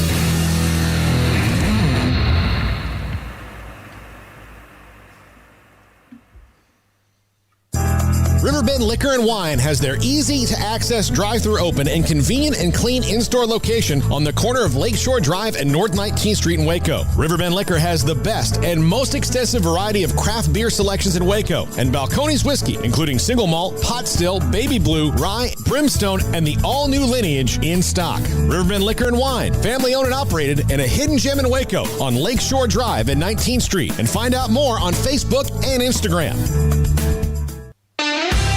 This is SicEm365 Radio. Text us at 254-339-1122. The SicEm365 Radio text line is sponsored by Riverbend Liquor and Wine, with the most extensive variety of craft beer in Waco. A hidden gem on Lakeshore Drive and 19th Street. All right, here we go. SicEm365 Radio. Mac Rhodes again. We'll move him back maybe to tomorrow. I don't know when, but we'll get him. He is out helping along with the others in athletics, either at the bank or delivering food to get to the bank or vice versa somewhere, because some student athletes are stranded. One of the housing complexes, of course, without power. And so they're trying to make sure the student athletes are taken care of. And a little bit of a weather update. It's been a lot more reasonable today. The weather, the roads have been much safer, but there's a chance that we'll get some freezing rain or snow tonight. And so then that kind of just complicates all the water that is now accumulated, because some of it is melted on the streets. And if it gets and stays really low tonight and then more freezing rain tonight, what's the guy's name at KWTX or KCEN or Fox 44 or whatever, Channel 25? I'm taking a meteorologist's job right now. Look, Brady Taylor? Yeah, but there's 4 stations. Yeah. There's Michael Points over at Fox 44. Matt Hines is at KXXV. Oh, dear God.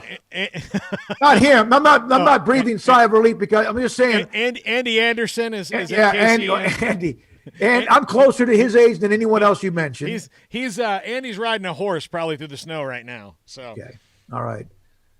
So Mac Rhodes is not available. So okay, Paul, 1 through 5. Mm-hmm. I have not checked the Twitter. Feed.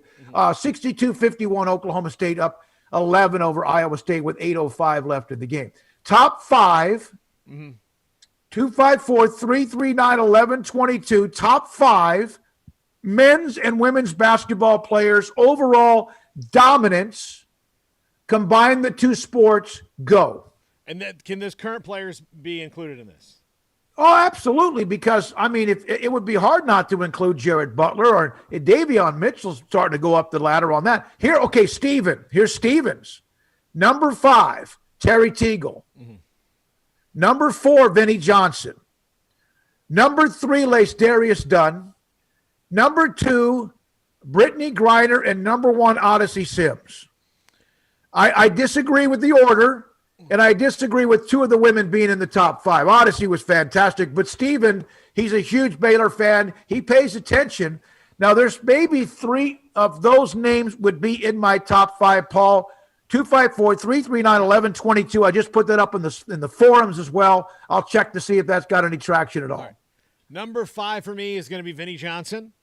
Number 4 for me is going to be Brittany Griner. I have a lot of respect for Odyssey Sims. I'm not going to put her in the top 5 most dominant.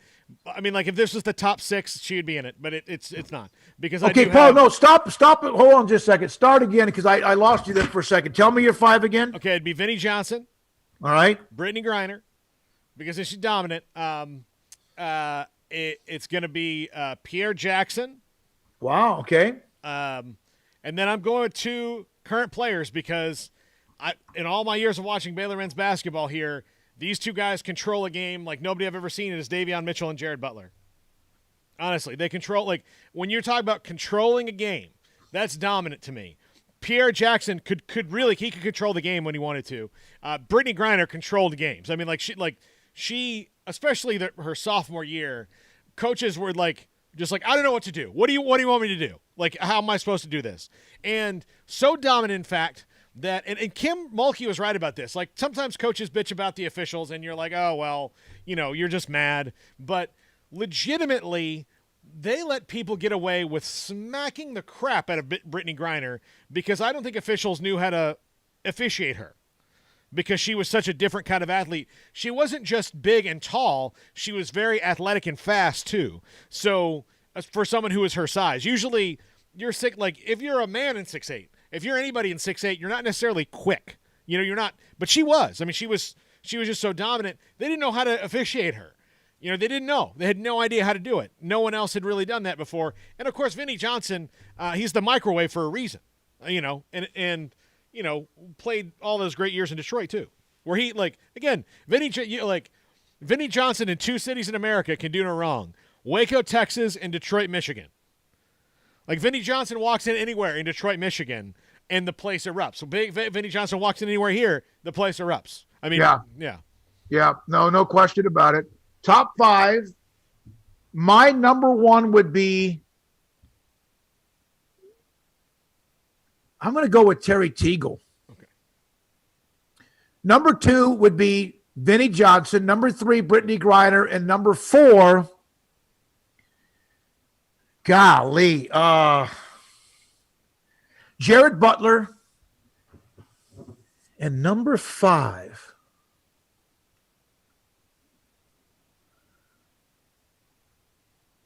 we have kind of all the same people, don't we? I thought this might be a little more wide open. You know, but you really, like, it's almost about the order, because you think about dominant, like, you know, there are people who are dominant in stretches. Like Quincy Acey could be dominant in stretches, but he wasn't. Yeah.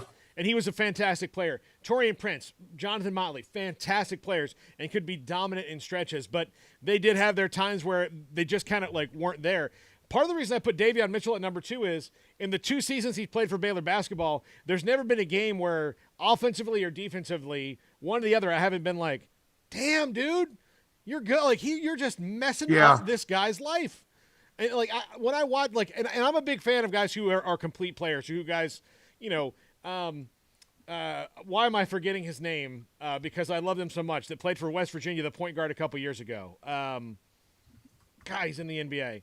I'm forgetting his name, and I'm ashamed of myself because I watched him, and he was Davion Mitchell plays like that, where it's like, all right, they blow the whistle until I see zeros and we're all shaking hands. I'm in your grill, buddy, and that's how he was. That's how Davion Mitchell is every time. Like, yeah, there's games where he's not going to make shots, but he's not going to let that affect him.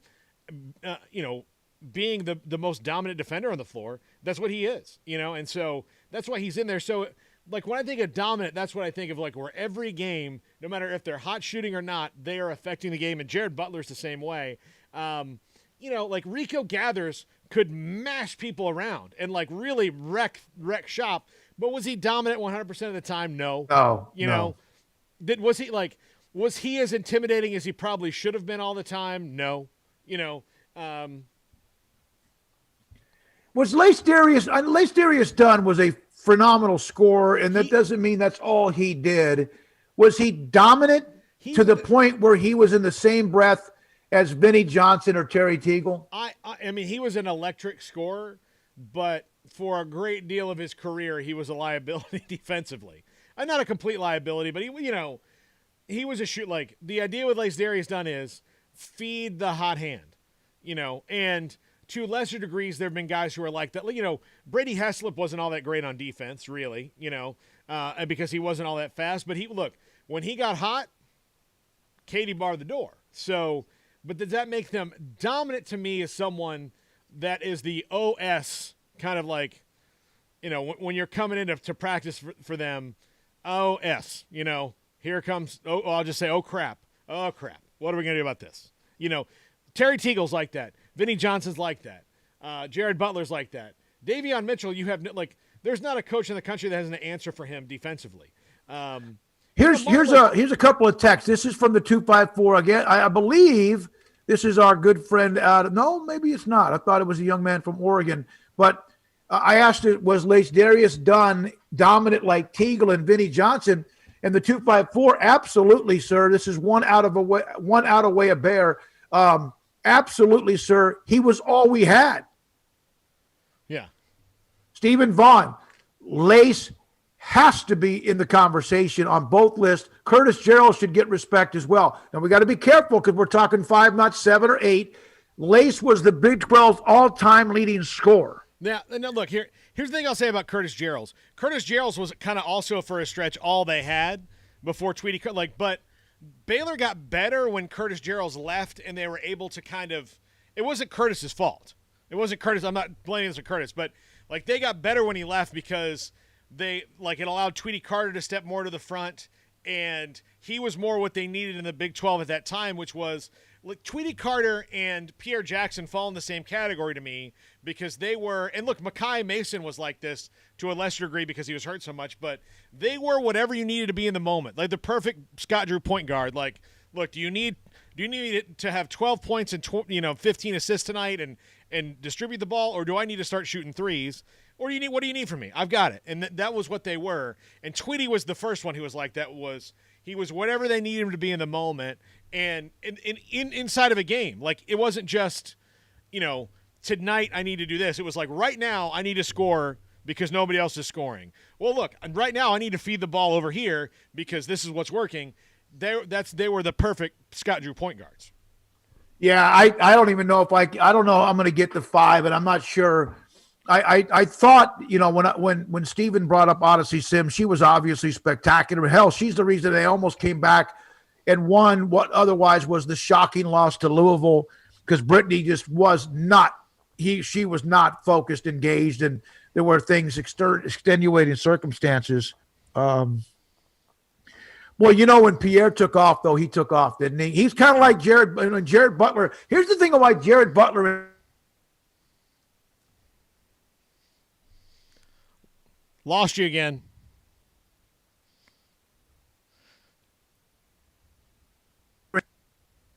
Good? Yeah. There we go.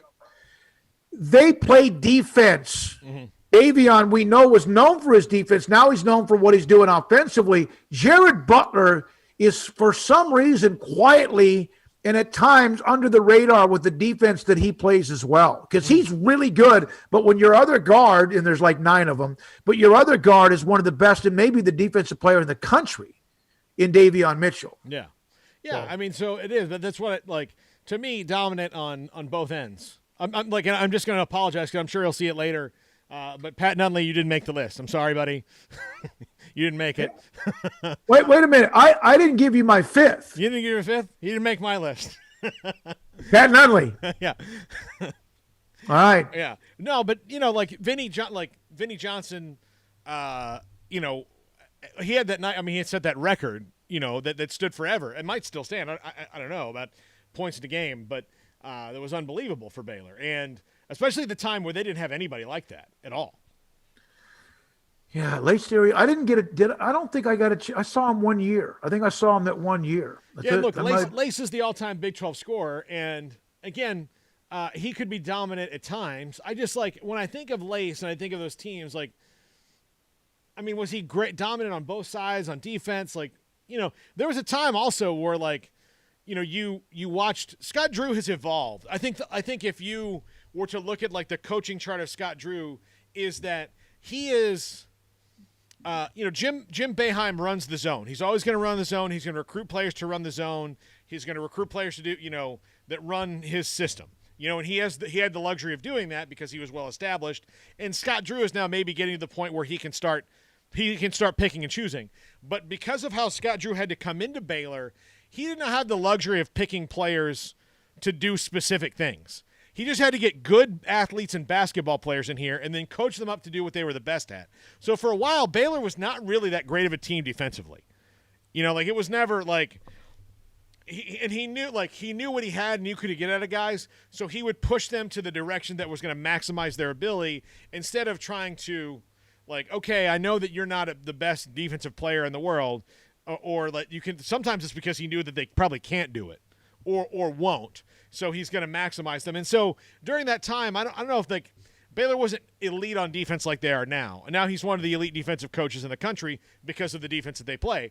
They were elite. They were getting good at a lot of things, but they were not they couldn't do what they were doing now. So and part of that is I have the comparison of what this team has done the last 2 seasons with all that other stuff that was there. But that's why I leave Lace out of my top 5. Okay, so a couple of notes today that, in fact, if you've been under a rock or you haven't had power or you haven't paid attention or you've hurt our feelings by not watching or listening, and we're audio only right now, and as we were yesterday from our various places of residence, Baylor men's basketball, their extension of 5 games without a game, now 6. They will not play Oklahoma State Oklahoma State on Saturday. Their first game back will be next Tuesday, a week from tonight, against Iowa State. Then they play West Virginia and then at Texas. So, at Kansas. Home against Iowa State, home against West Virginia, right, Paul? Yep. And then at Kansas. The following week, which is March the 1st through the 7th, we had Ashley Hodge on earlier. We were going to have Mac on today, but he's helping student athletes with all those who are displaced or out of power or need food. By the way, within NCAA regulations, what he's doing, because I had somebody, of course, smart ass, mention the name of the food center bank. It's part of their scholarship now. No, but I mean, it's part of the scholarship is food. Like they get food. Yes. And of course, the name of the food restaurant facility is the bank. Hey, he's not like just for you, the jackass on Twitter who asked that question, just for them. He is not overseeing them, preparing them a 6-course meal with like a cheese plate and a salad and, like a shrimp cocktail and, a bone-in ribeye. He's getting them sandwiches, damn it. Like, here's some sandwiches and here's some protein bars. Here's some, that's what they're doing. Look at my hair. If anyone could see me, that's what that tweet. No one walks in and he's like, all right, well, you have an option of the prime rib or the branzino. Yeah, but this is a good time to slip hundreds, Benjamins inside the bag. It's a pretty good time. We have your choice of steamed asparagus or lobster mash.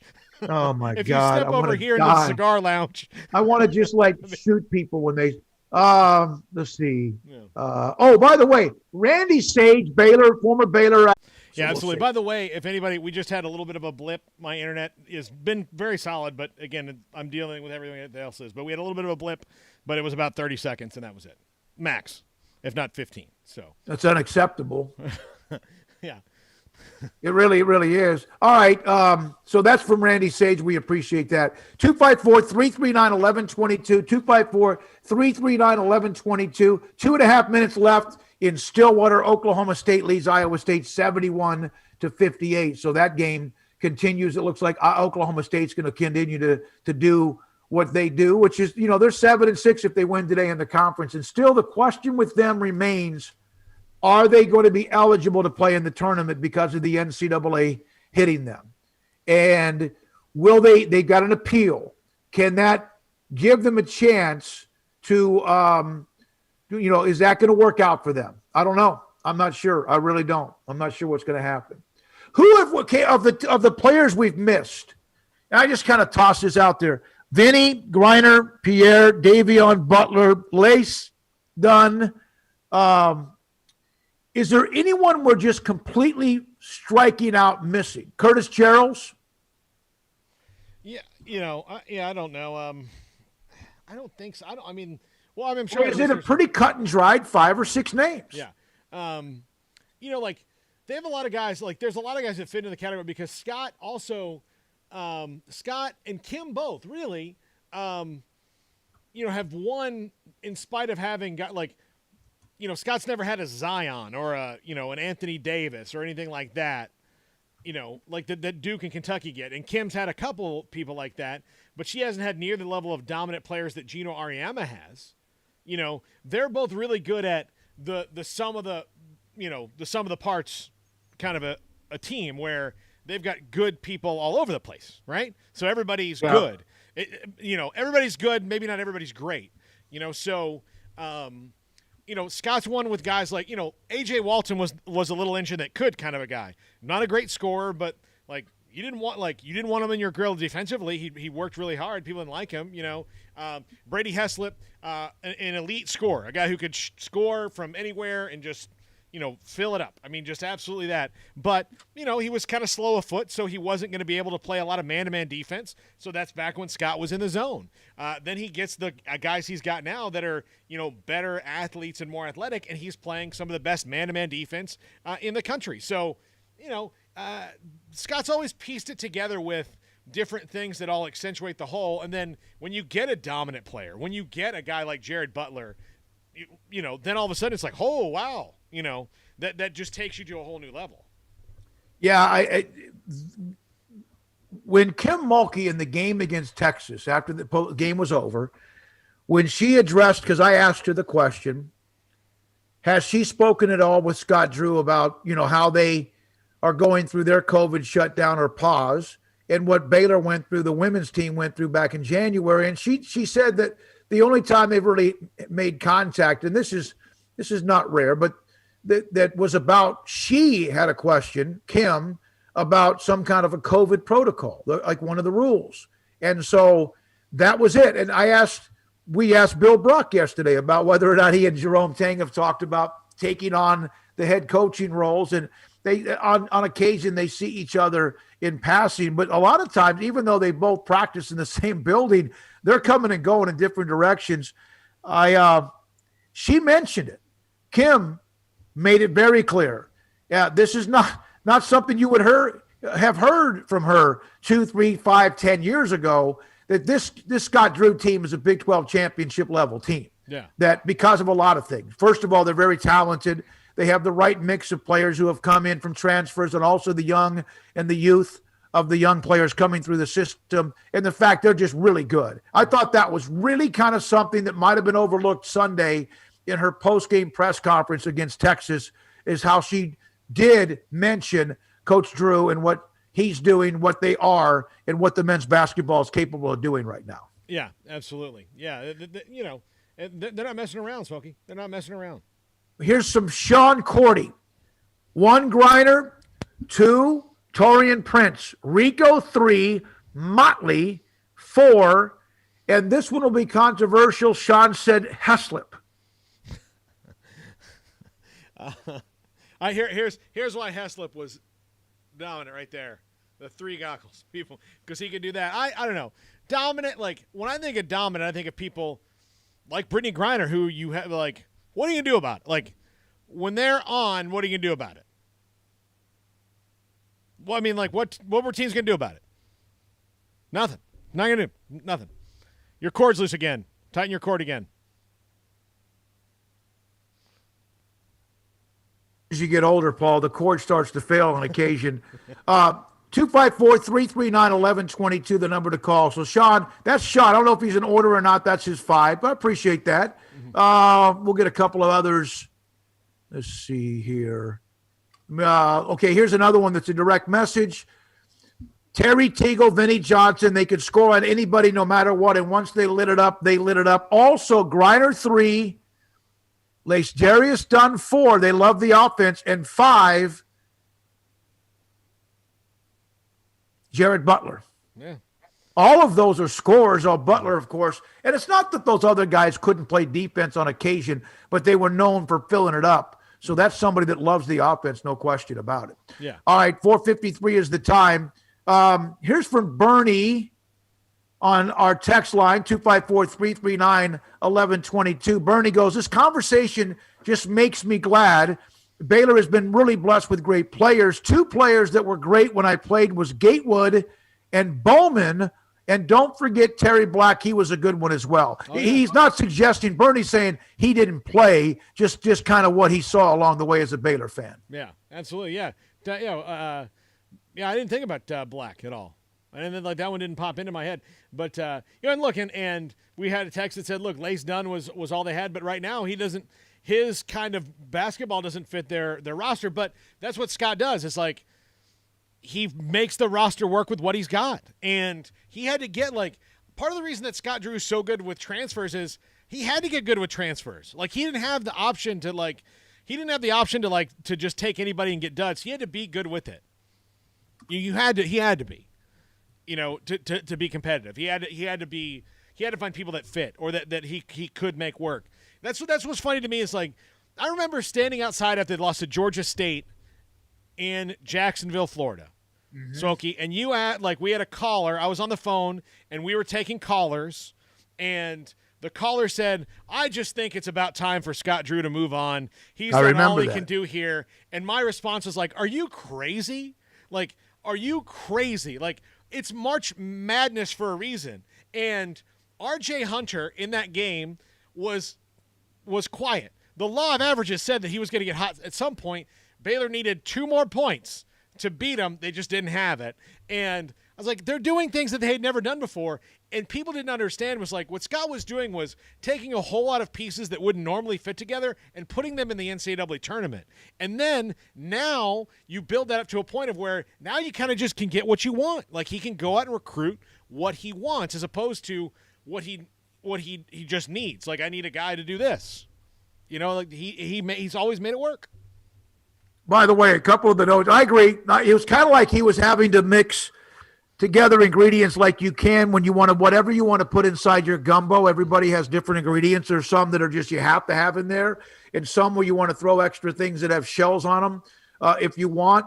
That's what he was doing for about a decade, even with some players that were very good. Now he's got pieces like a really well designed, like a recipe. Now it's a recipe. It used to be you just kind of great cooks can just cook with anything, and he tried to do that. Look, but now he's got a recipe. Tommy Bowman, by the way, the first black basketball player recruited Baylor, who's a part of the Southwest Conference Hall of Fame, was one of the names he alluded to. And I remember Larry Gatewood.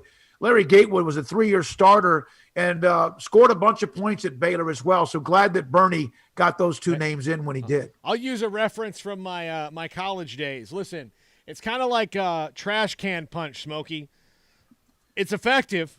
It works. Everybody comes and pours something into the Kool-Aid, and it gets you messed up. But is it the best thing for you? No. No. It's not balcones, No, at all. Not at all. But that's what he was doing. For a while, he had to look. The goal was to do this. He had to mix it all together. Now he can say, okay, here's what the ingredients are, and I can build around, like, here's my essential ingredient. We can go. Final score, Oklahoma State wins 74-58. They pulled back away in the last few minutes to beat Iowa State. Oklahoma State now 7-6 in the Big 12. And Iowa State has dropped. They're 0-12. It's hard to imagine. And that coach, and when we had Randy Peterson on, we had Randy Peterson on, a couple of weeks ago. And, that guy's struggling, but they really kind of like him. They kind of. Now, I don't know how that's going to keep going. Well, James, now, if you look at the Iowa State is 0-12. You know what? I'll tell you what's really hurting them. At least the why they're 0-12. To me, I think this is a huge factor.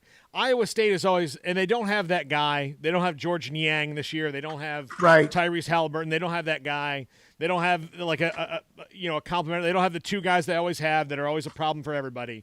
But of anybody else in the league, Iowa State wins 3 or 4 home games a year because, dear God in heaven, that place is nuts.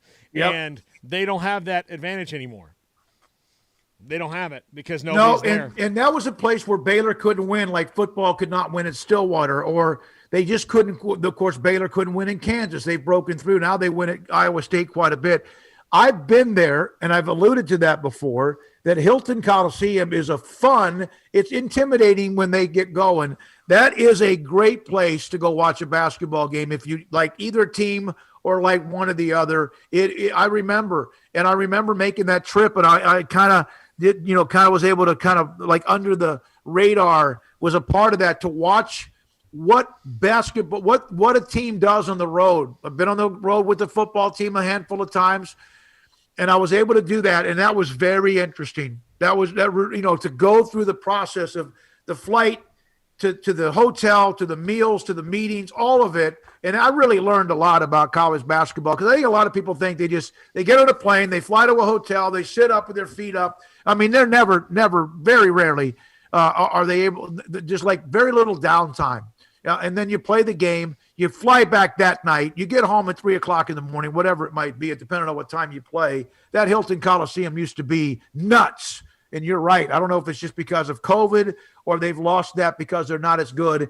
What they had, what's the guy now at Nebraska, Paul, that had a great run Fred there?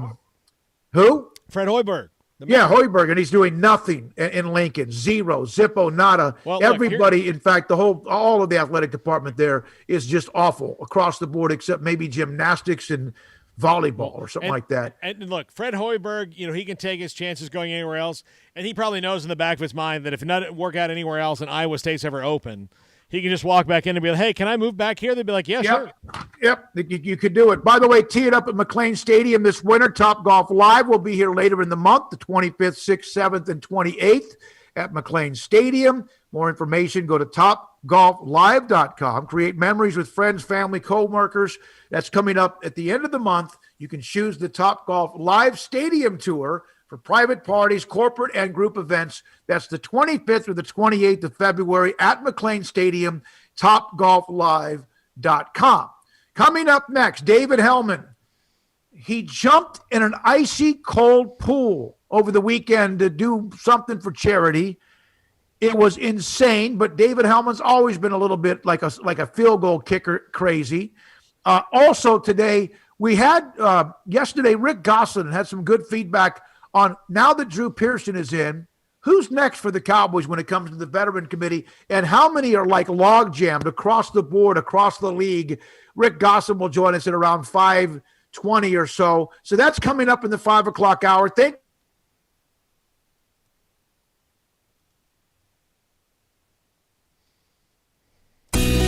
Let Camille Johnson Realtors guide you seamlessly through the process of buying your dream home or selling your current one. Commercial, farm, and ranch, or residential, Camille Johnson Realtors can smoothly and successfully lead you through any transaction. With a team of 28 experienced agents who are excited about serving you, Camille Johnson Realtors services the entire greater Waco area. If you're in the market to buy or sell, contact Camille Johnson Realtors, 104 Midway Center in Woodway, or find them online at www.camillejohnson.com. Camille Johnson Realtors, elegant, charming, warm, welcome home.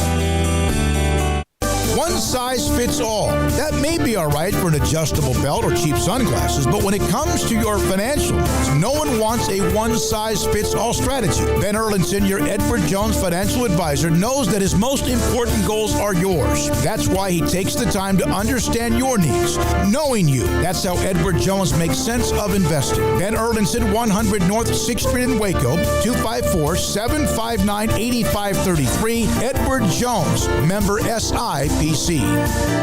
From the first workout to the last practice, sports is an incredible and rewarding challenge. Hi, this is Dan Ingham with the First National Bank of Central Texas, and we're proud to support each athlete, every parent, and our educators. From families, small businesses, to the biggest industry, we're here to help. With remarkable products like our free First mobile app, we've got banking ideas that fuel big dreams. That's the First National Bank of Central Texas. Familiar faces making local decisions. Member FDIC, Equal Housing Lender. Hey, this is Bryce Petty, former starting quarterback and two-time Big 12 champion, and I know firsthand the importance of being in top shape both on and off the field. So listen up, men. If you're feeling beat down day in and day out and looking for that high-performance edge that separates the men from the boys, then look no further than the Petty Clinic Low T in Waco. Petty Clinic is a comprehensive men's healthcare clinic with an atmosphere catering to men. Board-certified Dr. Kent Petty has a special interest in offering the highest quality medical care to men of all ages. Some of the services offered include screening and treatment for low testosterone or thyroid, infertility, high blood pressure, diabetes, high cholesterol, sleep apnea, while offering comprehensive wellness exams and complete men's health lab panels. High performance men, remember, it's not just a Petty thing. This is Bryce Petty, encouraging you to reach out and Google search Petty Clinic Low T or go to pettycliniclowt.com and get your complimentary lab screening today. With so many companies and policies out there, it gets so confusing shopping for insurance, and I never know if I'm getting the policy that's right for me. Luckily, I met the team at the Nitchie Group Insurance Agency. With the Nitchie Group, you can go to one company and get access to coverage options from many insurance carriers, and you get to speak to a real person about your specific coverage needs. With the Nitchie Group, I know I'm getting the right coverage at the right price. If you need insurance, talk to the experts at the Nitchie Group at 1-800-258-8302. At Ideal MRI, we feel blessed to be part of the Waco community. We're a small family business here in Central Texas. At times like this, the cost of healthcare has never been more important. And unfortunately, significant illnesses and injuries still occur. And that's why Ideal MRI is open and here to serve you through this difficult time. So if you need an MRI, ask your doctor about Ideal MRI. You can schedule online in minutes at idealmri.com or call 833-IDEAL-MRI.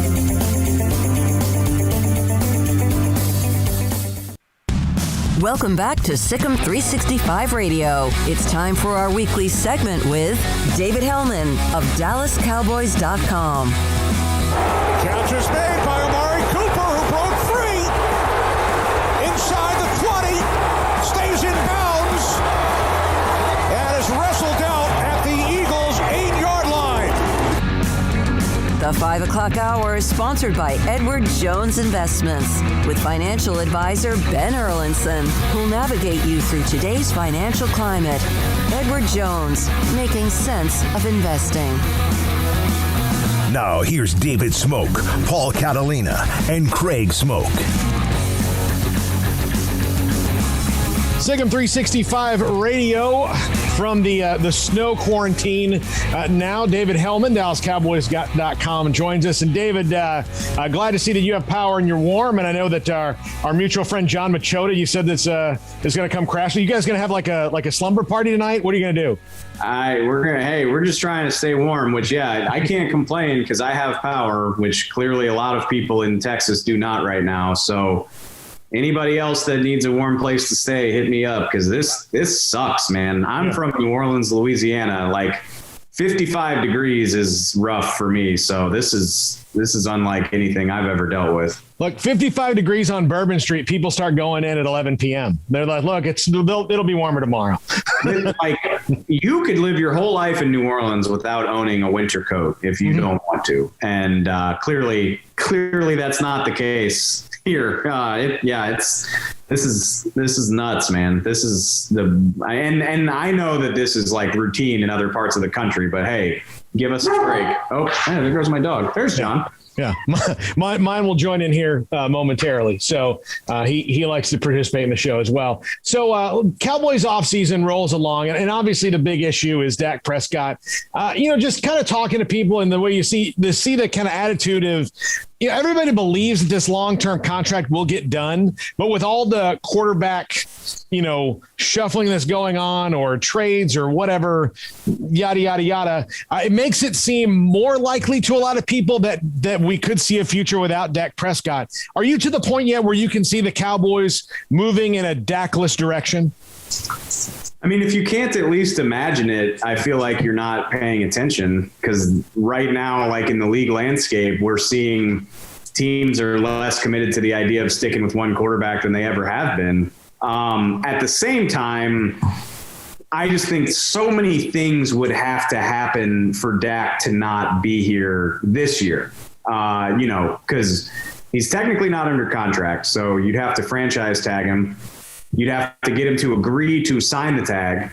Then you'd have to find a trade partner that was willing to trade for him, give up valuable assets to get him, agree to sign him to a very large extension, which the Cowboys have been reluctant to do. And it would have to be a team that Dak wants to go to. Like Dak would ultimately have veto power over that because he can just kill it by not signing the tag. So there are so many things that would have to happen to get him off this team right now that it seems unlikely. But I will say, we keep saying this, if they can't get something done here in the next 5 or 6 weeks, it does make you wonder about the long-term future. Because if Dak doesn't get a deal done, by the July 15th deadline and he plays this season on the tag, they can't tag him again. It's completely unrealistic to think that they would be able to pay that price, which means he'll hit free agency in 2022 and anybody can go after him. So it's easy to imagine a future without Dak, but it's a little bit harder to imagine it in 2021, if that makes sense.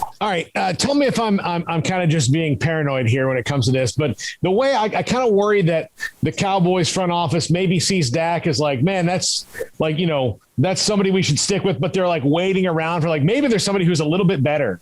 Like, a kid in high school dumps a girl because he thinks he can go out with a hotter girl and then realizes all along that the one he was with was better off for him.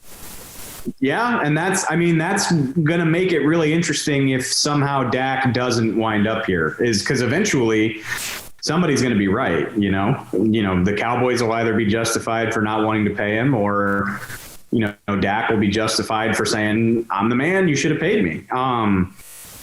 So, and that does make it interesting because there is not a bigger fan of Dak Prescott in the Dallas media than me. I think like most people would agree with that.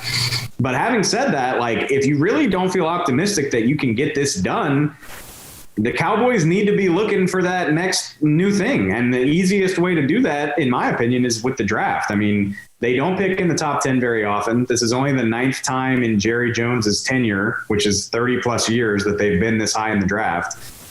And, and this is a loaded quarterback class. Obviously, you don't have a shot at Trevor Lawrence, but Zach Wilson is out there. Justin Fields is out there.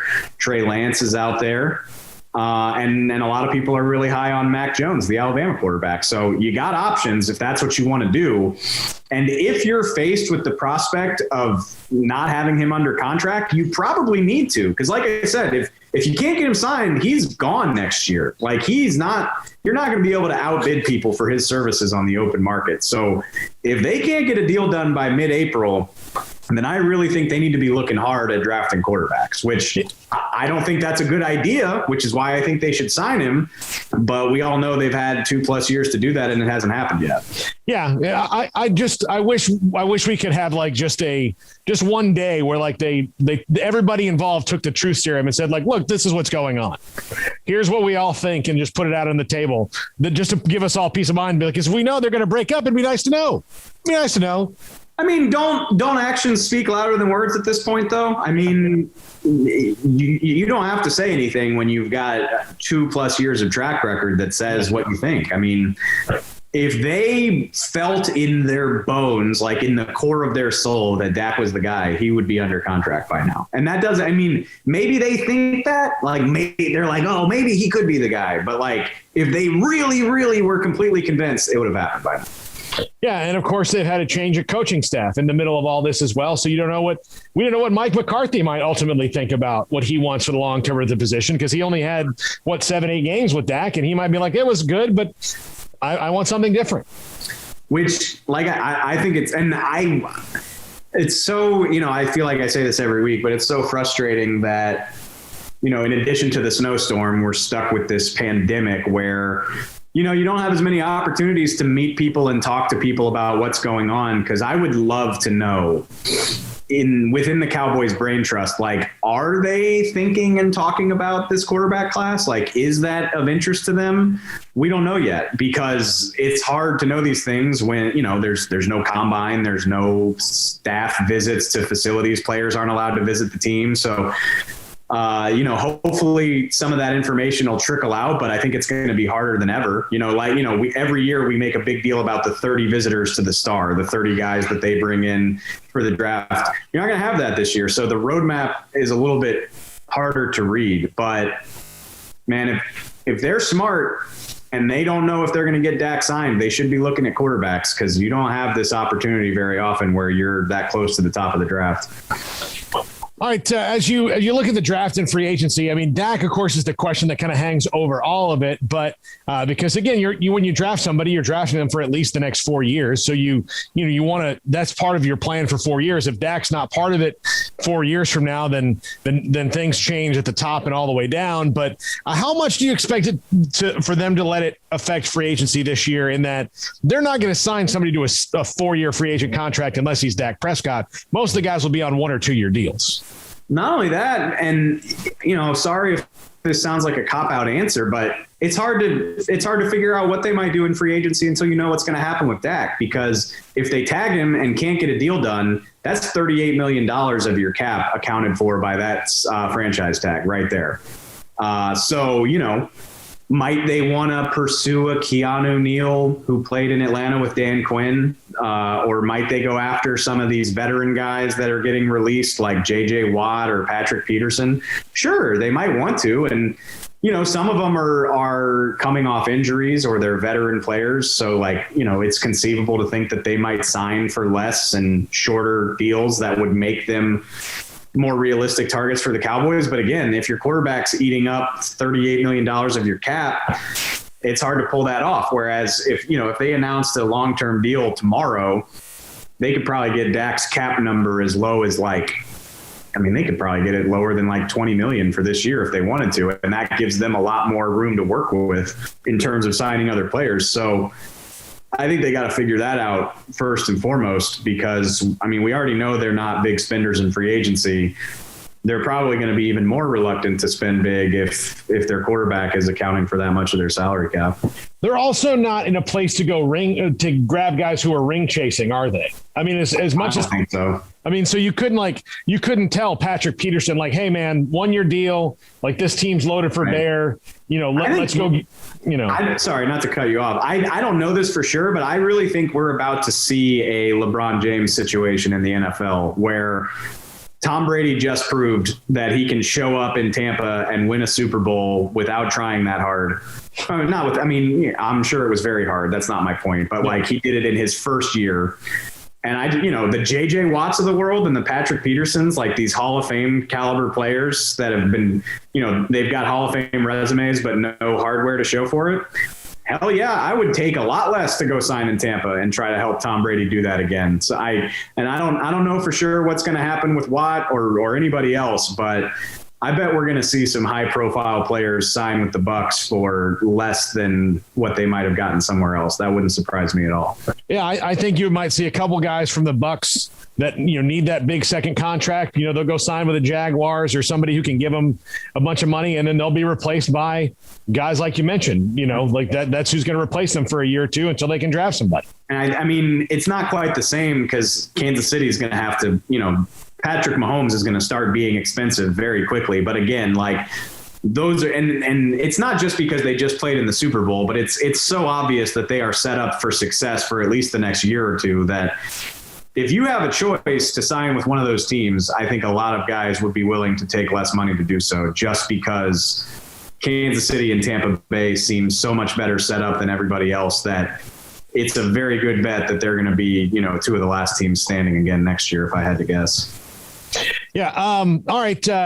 Smokey wanted me to ask you about jumping into the pool with 0 degrees. Yeah.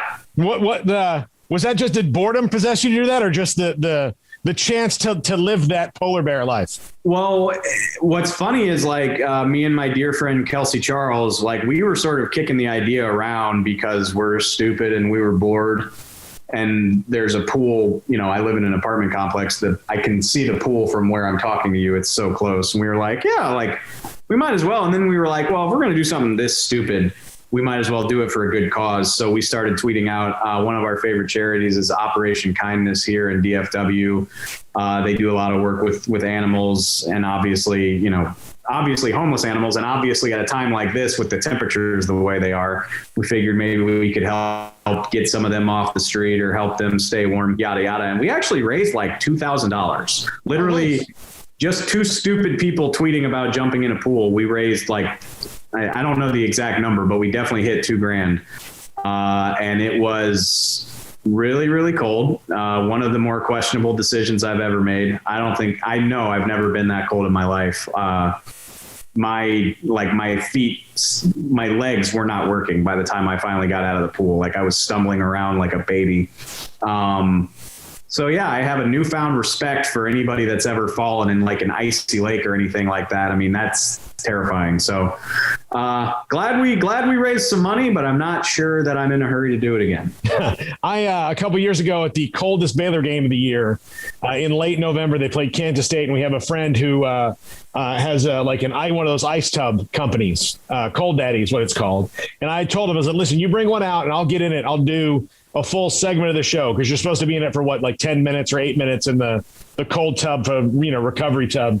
And it was the coldest day of the year. And I got in that recovery tub and I did not warm up. Like my actual, drinking hot chocolate and hot tea and eating soup, taking 2 hot showers. It took me all day to get my core temperature back up to 98.6. Yeah, I mean, we jumped in and jumped out. Like I was in the water for a grand total of probably 8 seconds. So it wasn't that drastic, but I'll tell you what, man, I've never experienced that. Like it took my breath away. And that's, standing in your apartment talking about doing it, you're like, oh yeah, what's the worst that could happen? But when I got out there to the edge of that pool in the 8-degree weather with just a pair of swim trunks on, I was terrified. I was absolutely terrified. So, well, good on you for you and Kelsey for doing it. David, thanks as always for joining us. Please stay warm. Tell Machota we said hello. And my dog says thank you. My dog. All right. That's David Hellman here with us on SicEm365 Radio. With so many companies and policies out there, it gets so confusing shopping for insurance, and I never know if I'm getting the policy that's right for me. Luckily, I met the team at the Niche Group Insurance Agency. With the Niche Group, you can go to one company and get access to coverage options from many insurance carriers, and you get to speak to a real person about your specific coverage needs. With the Niche Group, I know I'm getting the right coverage at the right price. If you need insurance, talk to the experts at the Niche Group at 1-800-258-8302. In the market for a quality metal building? Since 1943, Pioneer Steel and Pipe has helped Central Texas residential and commercial customers with metal building design, panel options, building components, and trim options. Pioneer Steel and Pipe's residential line is energy efficient, offers low maintenance, reduces insurance payments, is impact resistant, and carries up to a 45-year limited warranty. In addition, they can also help you find a metal building contractor for your project. Pioneer Steel and Pipe with locations in Waco and Bryan and at pioneersboys.com.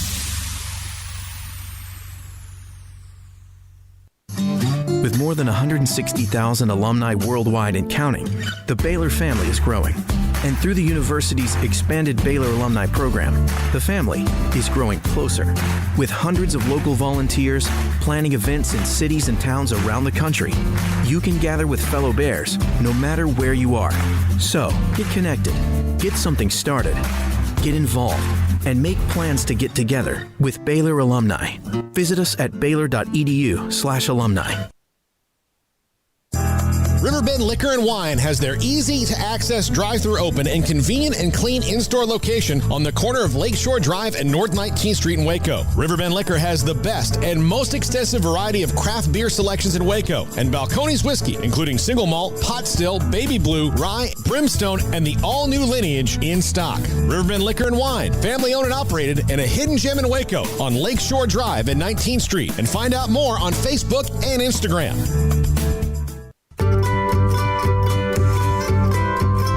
You want to know why Stonewood Dental is so successful? Listen to what happy customers have to say.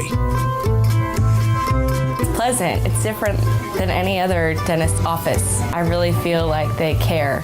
And it's not that you're here for 2 hours waiting on someone to take care of you. It's quick and easy, and I bring my kids, and my kids love being here too. They really love the treasure box. Staff is really nice and accommodating, real friendly. You feel more like home. It's not sterile looking. Everybody has their own personalized rooms with decorations and decor, and they'll even have a blanket for you when it's cold. I've recommended people to actually come here, and they are patients now. I really love it here. It feels like family. Learn more, stonewood-dental.com.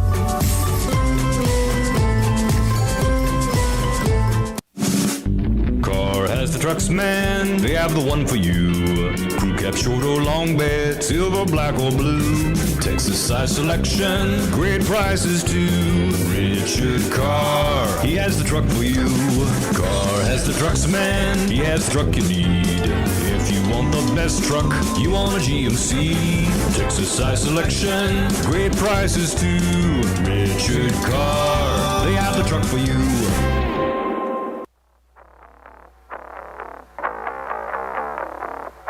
Welcome back to SicEm365 Radio. The SicEm365 Radio Live Guest VIP Hotline is sponsored by Stonewood Dental. We are all in this together. Pro Football Hall of Fame writer, columnist, voter, Rick Gosselin joins us on SicEm365 Radio. Rick, thank you very much. I asked Rick about being on Zoom. He goes, I've kind of gotten used to this over the last 10 or 11 months. This is kind of like having a cell phone now, isn't it, Rick? Yeah, we've had Hall of Fame meetings on Zoom, and my guys at Talk of Fame Network, we've had conversations on Zoom. So, yeah, it's old hat at this point. I don't think I'd ever been in a Zoom call until the COVID thing hit. I'd never heard of it, honestly. It's just kind of like I'd never heard of anything other than CDs, 8-tracks, and cassettes, either for a long, long time, and typewriters. So what about stereos?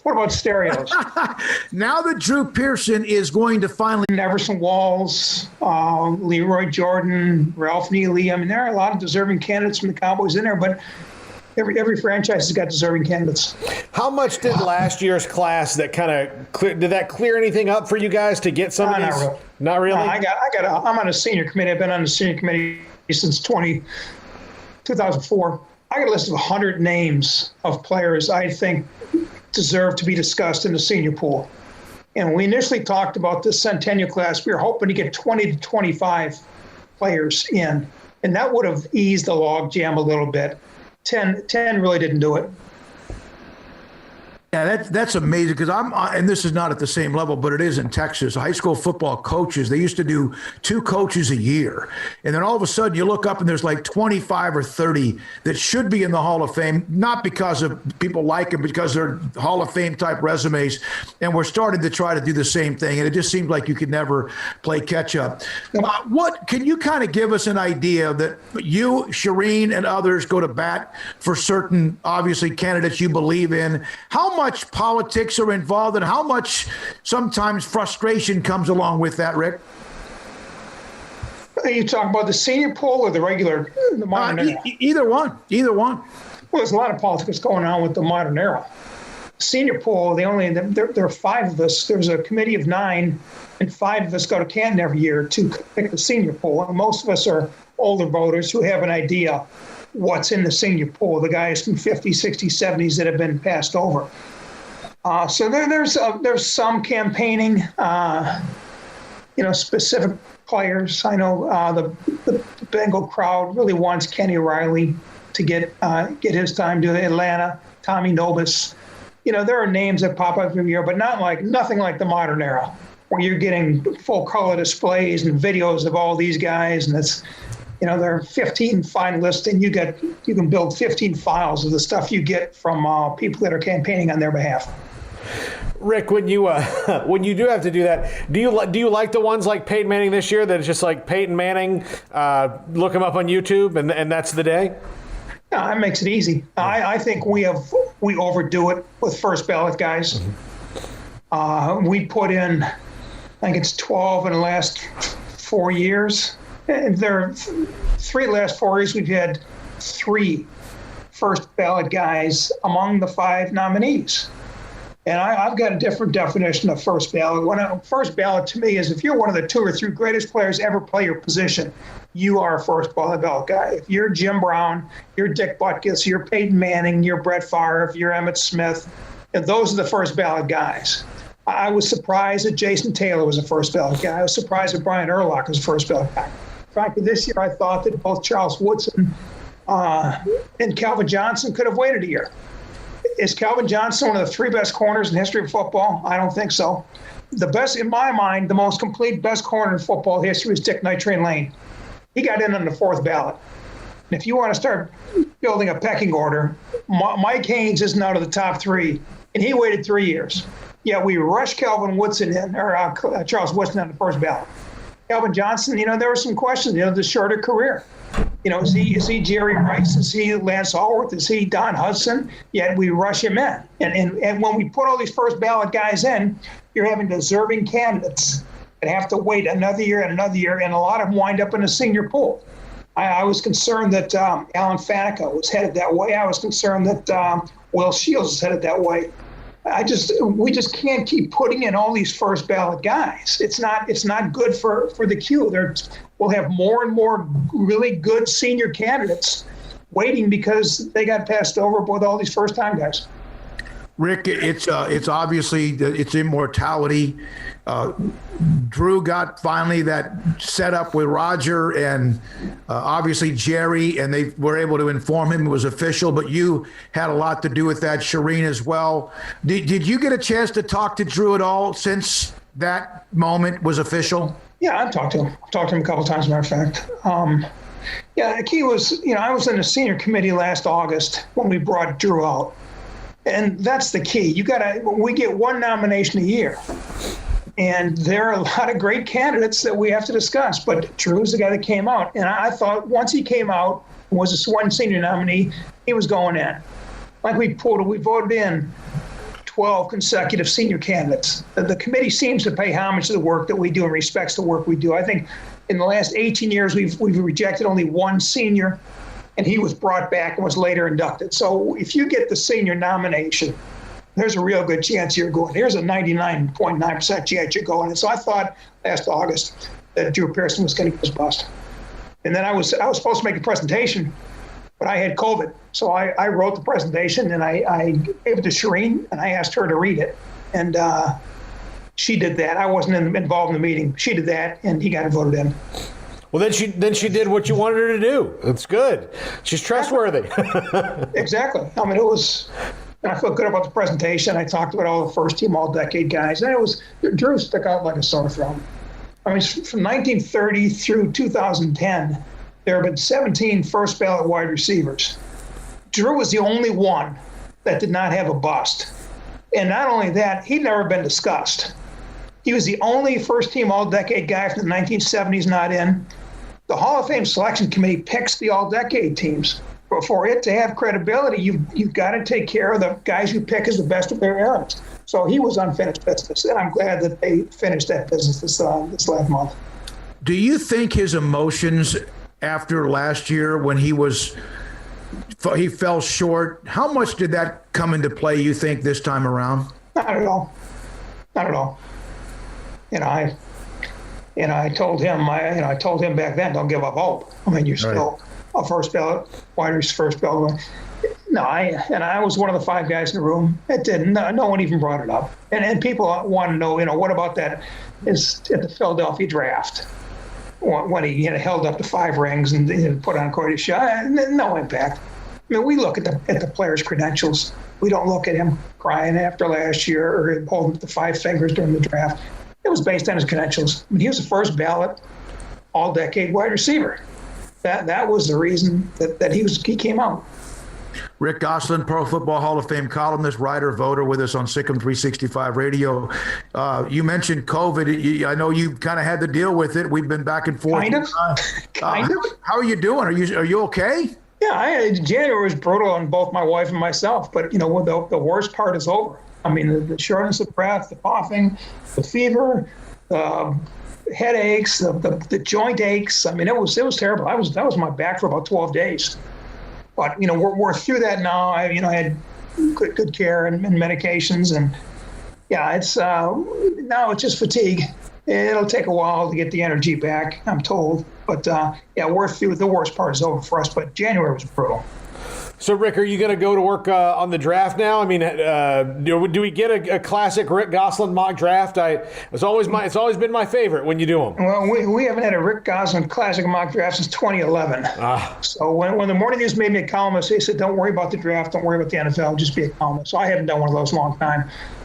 What I've been doing on our Talk FM Network site, I've been putting out the scouting reports of various players. I had Tom Brady on this week. What scouts thought of him. And I did the Hall of Famers, Faneca and Woodson and Calvin Johnson and Manning. Put those out the week of the vote. Now there's 7 more coming up, so you'll see some of my draft stuff going forward, but it won't be anything current.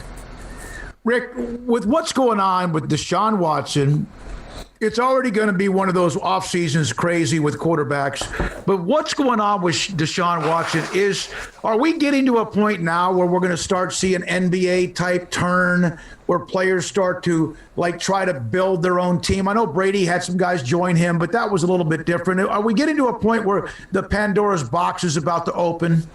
No. The NBA, you can gather 3 superstars in your starting 5 and win a title. You can't, under the salary cap of the NFL. You're not going to be able to do that. Too many moving pieces. But I do think you saw Matthew Stafford wanted out, he got out. Deshaun Watson wants out, he got out. Aaron Rodgers has made some noise. I think there's some unsettled situation with the Jets with Darnold, and then of course Goff got traded to the Lions with Tom. I think what's going on in Houston, that's a different case. I mean, they traded Hopkins last year, now they let Watt go. It looks like they're going into a full bore rebuilding mode. If I was a season ticket holder for the Texans, I wouldn't be happy. But if I'm Nick Caserio, the GM, I don't trade him. I don't try to trade him. You can't do that to your fan base. You'll never get equal value for Deshaun Watson. He is a franchise quarterback. He's a young franchise quarterback. I think Matthew Stafford is a franchise quarterback, and he was in his 30s. You'll never get equal value for Deshaun Watson. And there's no guarantee that if you got 3 number 1s that you could get another quarterback as good as Deshaun Watson with one of those picks. I mean, the Detroit Lions waited 50 years between Bobby Lee and Matthew Stafford. And in the Patriots, what are they going to do? They could go 20, 25 years without finding a franchise quarterback. Those are the guys you win with. And if I'm the Texans, I hold on to Deshaun Watson until the very last, until I have no option, until he doesn't show up for training camp and he's making it clear he's going to retire. And then I might even wait a year then. Yeah, I mean, but he's got 4 years left on his contract, so his leverage doesn't really start happening until he misses games. And is he really going to say no to all that money? Well, I'm sure that's what the Texans are. I've seen that kind of flare up. I know it's happened, Rodgers. Maybe it's going on with, who knows, Russell Wilson. How often is information shared between a GM, a head coach, and a quarterback on personnel decisions? Oh, I remember when the Cowboys drafted David LaFleur. That was with Troy Aikman's blessing. I mean, when you draft in weapons, I think you want to run it past your quarterback. But by and large, that's not the way to run a franchise. That's not. You don't want your players running the franchise. You hire a GM, you hire a personnel director, you hire scouts. Let them do their work. Let them do their jobs. They know what a player looks like. They know what the franchise is looking at. I've always said the more coaches that get involved in a draft, the more screwed up the draft gets. I think it'd be even worse if you start giving players all this input. They don't do this professionally. They don't talk to the equipment managers, the trainers, the school counselors that scouts do. So I think that's a bad precedent. Start asking the players who they want. Rick, thank you, man. Good luck. Stay safe and continue to get a little bit better every day. You and your wife. Thank you. I appreciate it, guys. That's Rick Gosselin, Hall of Fame voter, writer, columnist, everything with us on SicEm365 Radio. We're back in a moment. During the President's Day event, Allen Samuels has special pricing on a new 2021 Jeep Grand Cherokee Limited with values up to $3,250 or 0% for 72 months, plus $1,000 in combo cash. Or a 2021 Jeep Cherokee. The new Latitude Plus has up to $6,000 in total values or 0% interest for 72 months and $1,250 in combo cash. Allen Samuels award-winning customer service. The best place to find your next SUV. Located at 201 West Loop 340. Allen Samuels is your friend in the car business. See dealer for details. All offers have credit requirements. One size fits all. That may be all right for an adjustable belt or cheap sunglasses, but when it comes to your financial needs, no one wants a one-size-fits-all strategy. Cam Heathcott, your Edward Jones financial advisor, knows that his most important goals are yours. That's why he takes the time to understand your needs. Knowing you, that's how Edward Jones makes sense of investing. Cam Heathcott, covering Conroe and Houston, 936-756-7717 or cam.heathcott@edwardjones.com. Edward Jones, member SIPC. Boozers is the wedding ring store and more. If you're ready to get engaged or already married and want to upgrade your wife's ring for a special anniversary, Boozers is the place to go. With the largest selection of premier quality diamond engagement rings and wedding rings in Central Texas. They have 7 cases with over 300 styles of rings from top designers like Natalie Kay. Choose from yellow, white, or rose gold, plus beautiful top quality loose diamonds. With an in-house jewelry, they can also custom make anything you want. Bring in a picture or drawing and let Boozers create your one-of-a-kind pendant or ring. They can even use some of your old gold and diamond jewelry to create something new. At Boozers, you'll find a great selection of quality timepieces, and Boozers is the place for expert watch maintenance and repairs, too. They specialize in expert Rolex watch repair for fine jewelry, watches, custom work, and more. Go to Boozers on Valley Mills and Lake Air Drive in Waco. Boozers, the wedding ring store and more.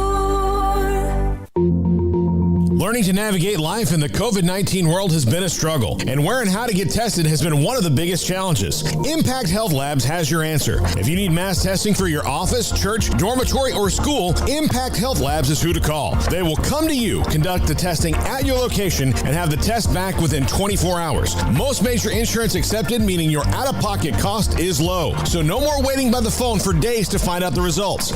Impact Health Labs was founded by 3 Army licensed and credentialed medical professionals.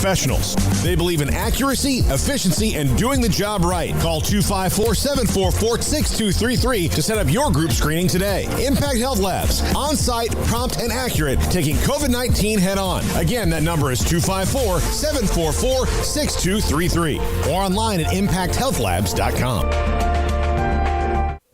Stepping into the boots of a U.S. Army officer can add confidence and leadership skills to your son or daughter's career path. See all the things they can achieve in our boots at GoArmy.com. U.S. Army Waco Recruiting Company, 254-598-8131 or 254-776-1543. A Ideal MRI is a small family business right here in Central Texas. We're open to support you while lowering the cost of healthcare bills. When you need an MRI, ask your doctor for an Ideal MRI. Visit us at idealmri.com or call us at 833-IDEAL-MRI. In Texas, there's pea-size hail and baseball-size hail. Guess which one hit our house? We didn't even know where to begin, but we called our Texas Farm Bureau insurance agent, and he was so reassuring. He knew exactly what to do to get our house back into shape and our lives back to normal.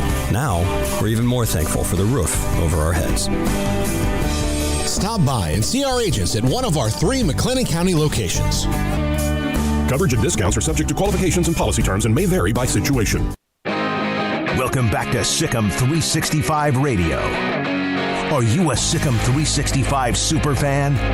Then try out our premium subscriptions at SicEm365.com. Welcome back to...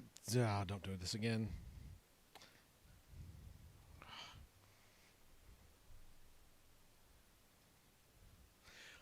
Welcome back to SicEm365 Radio. Sorry about that. Little internet is glitching like crazy here. Smokey, can you hear me? Yeah, I can. I'm here. I'm just jotting down a couple of notes from stuff that stories from today and a couple of things to pass along. I think Craig just mentioned, I have not checked my email, but Craig mentioned the Getterman Classic. Is that right? Yeah. Might be the latest to have been hit with Mother Nature. You know, it's crazy. Normally under these conditions, the Getterman Classic has been canceled at Baylor. So if this happened under any normal year in my 61 years of life, then, you have an ice storm, you get some games canceled. The games would be canceled, maybe even dating back to possibly Saturday or Sunday, and then into Friday or, this week.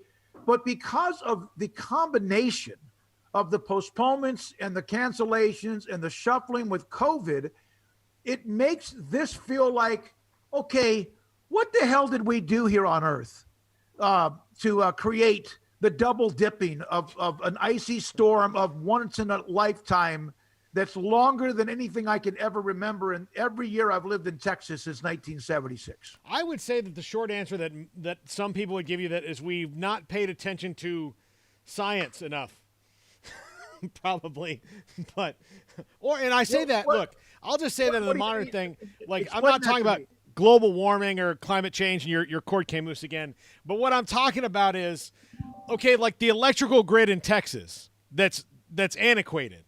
It's not like they didn't know that it was antiquated, and it's not like they didn't know that something like this could knock it out because they had a plan for what they'd have to do if they did it. The thing is that you could have spent money updating the infrastructure and doing it, but you didn't for probably a political reason.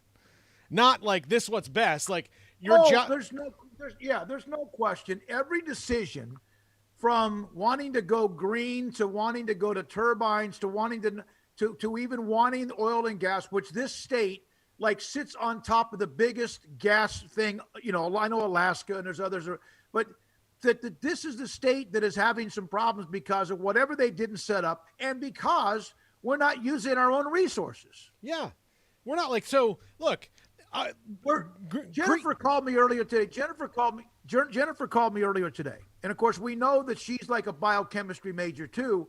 And she would understand this, even though the earth is flat. Yeah.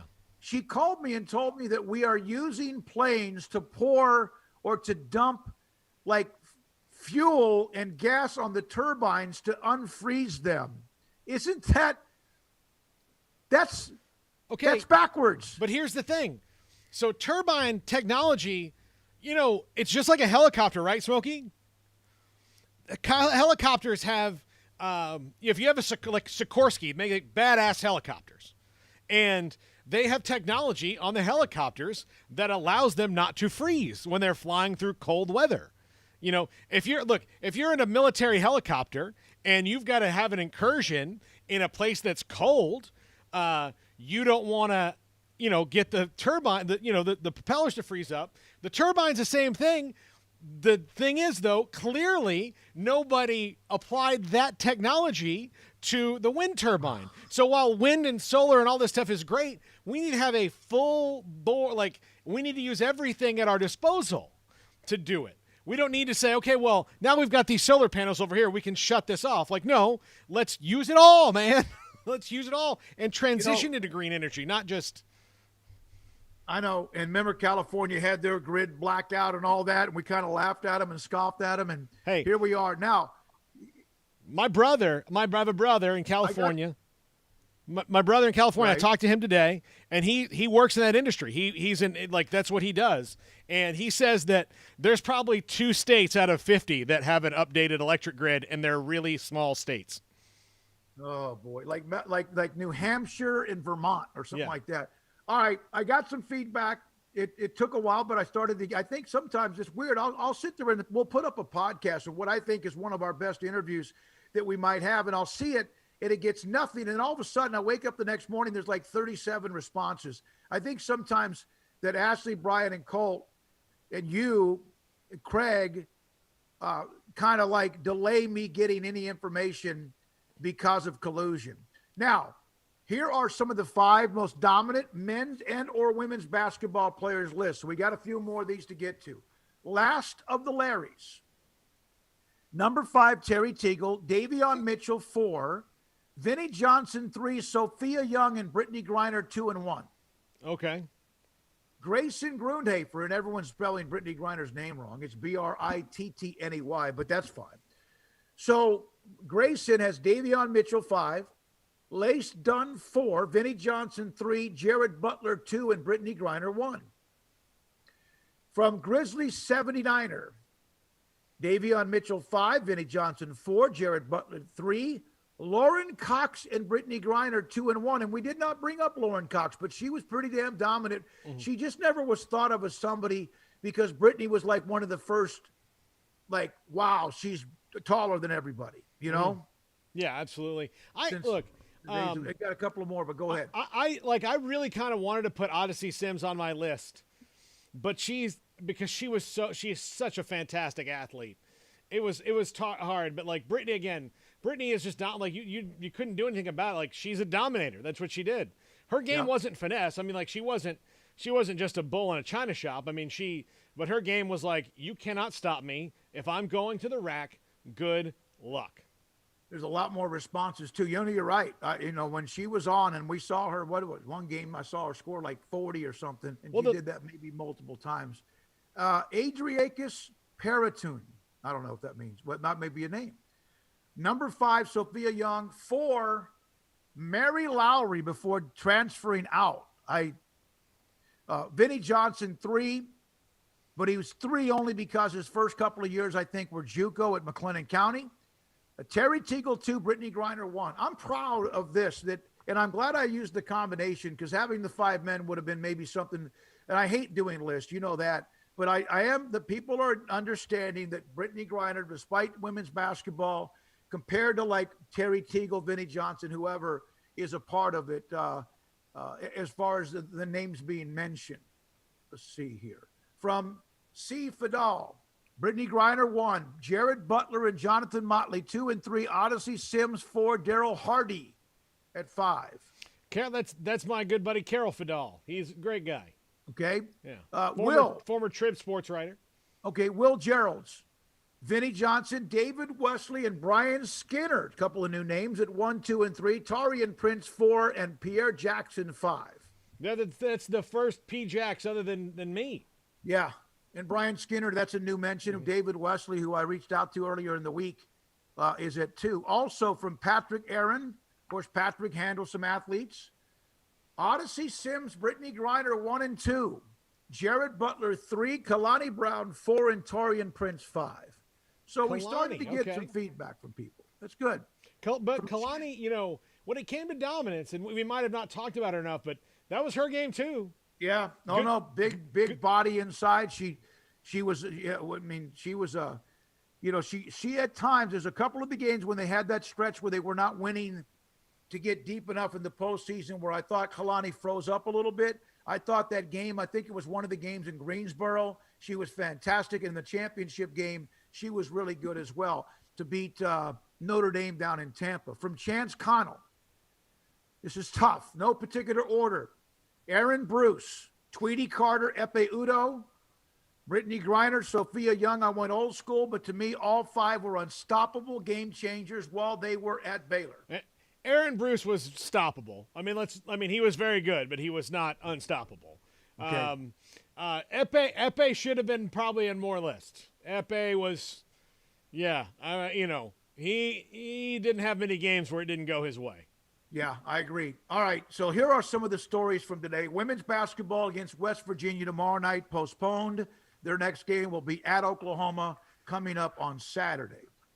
The men's schedule resumes on Tuesday of next week against Iowa State at home, who lost to Oklahoma State today in Stillwater. Then home against West Virginia, at Kansas, and then we'll get Mac Rhodes either tomorrow or Thursday, and by then maybe they'll know a little bit more about which of the games that have been postponed will actually be made up, and will there be 2 or 3 of them the following week. I would think they would try to go Tuesday, Thursday, Saturday, or Sunday. I would. Mm-hmm. Also, the women's reveal last night came out. Baylor's a number 3 seed for now. The number 1 seeds are UConn, South Carolina, Stanford, and Louisville. A&M's a 2 seed. West Virginia, who was supposed to play Baylor women tomorrow night, but that game postponed, they are a 4 seed. All right? All right. The State Farm Classic at Globe Life up in Arlington was pushed back. It's now Saturday, Sunday, Monday, rather than starting on Friday. That includes Texas Tech, Texas, Ole Miss, Mississippi State, Arkansas, TCU. The Getterman Classic, the softball classic at Baylor, has been canceled this weekend. Charlie Broom, who joined us, the men's tennis player, been on a run, is named the Big 12 Tennis Player of the Week. And volleyball announced their schedule updates. You can go to BaylorBears.com for more on that. Their season opening spring match against North Texas will be on Friday, the 26th, a week from this Friday. Hey, by the way, I saw Pepperdine. I was like, oh, road trip. They're going to play them at home. How disappointing is it you get to play Pepperdine the games at home? I mean, yeah. I mean, it's not. Look, I know that you want to play at home, and I know that if you're Pepperdine, you're probably, as beautiful as your campus is, you maybe get tired of it. But look, if I'm playing Pepperdine, I'm going to Pepperdine. I'm going to look out at Pepperdine for me to come play them at their place. Yeah, that's what I want. All right, we got a lot of people to thank. Thanks to Cole Barber opened up the group text earlier today saying he was shut down a little bit. Armstrong is our new Deshaun Watson. There's an issue there with management and him. Drake did the show earlier today, and you and I have done the last couple of days. Craig, by the way, is here with me now. He came over just to drop in to make sure I was okay. And hopefully be back with us tomorrow. Mm-hmm. And I think we're going to have to be remote maybe for at least another day or two, although I think all of you are just soft.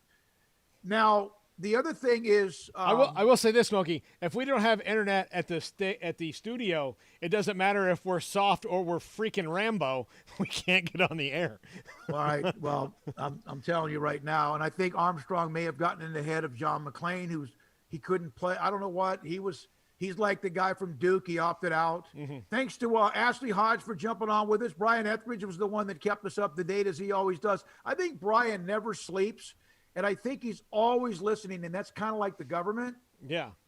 Charlie Cream of ESPN on the women's reveal. Mac Rhodes will be with us. I think it's going to be tomorrow. He's been busy doing what he does, helping take care of student athletes, along with so many other coaches and athletic administration and others on the staff from, I'm sure, trainers to doctors to everything else. David Hellman, Rick Goslin, also thanks to them as well. All right, Paul, anything else? Nope. The roads were really easy today. There were a couple, and I'm telling you right now, the worst thing you could do, this is not any kind of professional advice. If you have an incline to go up, and there's a little bit of concern about whether you're going to get up whether it's ice or snow or combination of what, don't go so slow that physics takes over that starts to have you go backwards. You have to have some foot on the gas.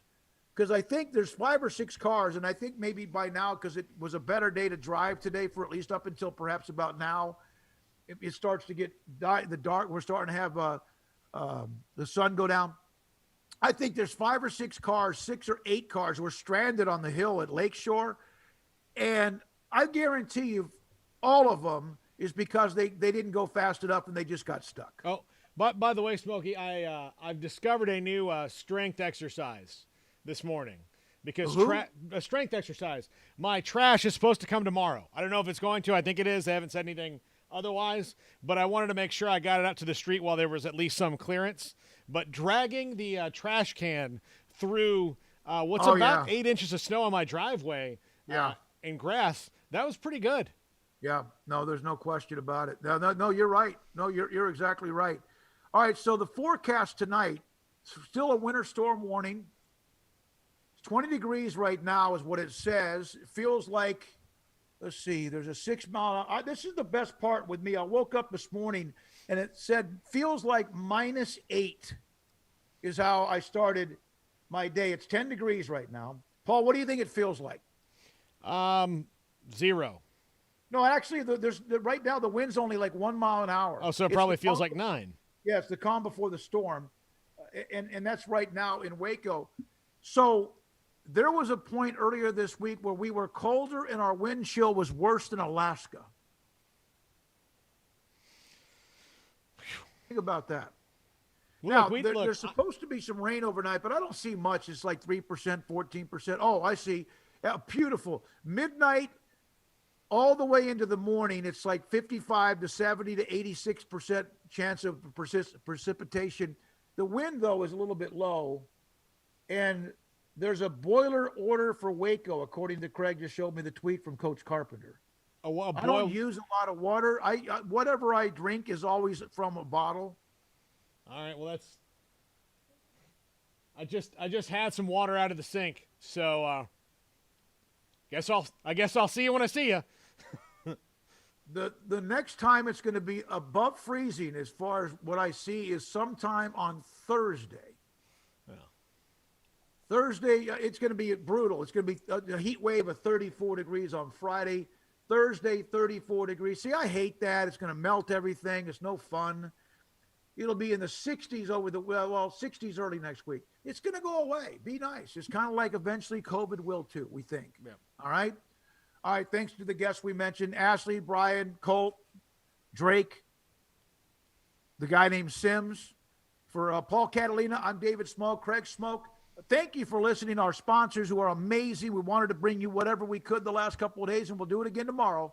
For Paul Catalina, stay safe, stay dry, stay warm. Good night on SicEm365 Radio.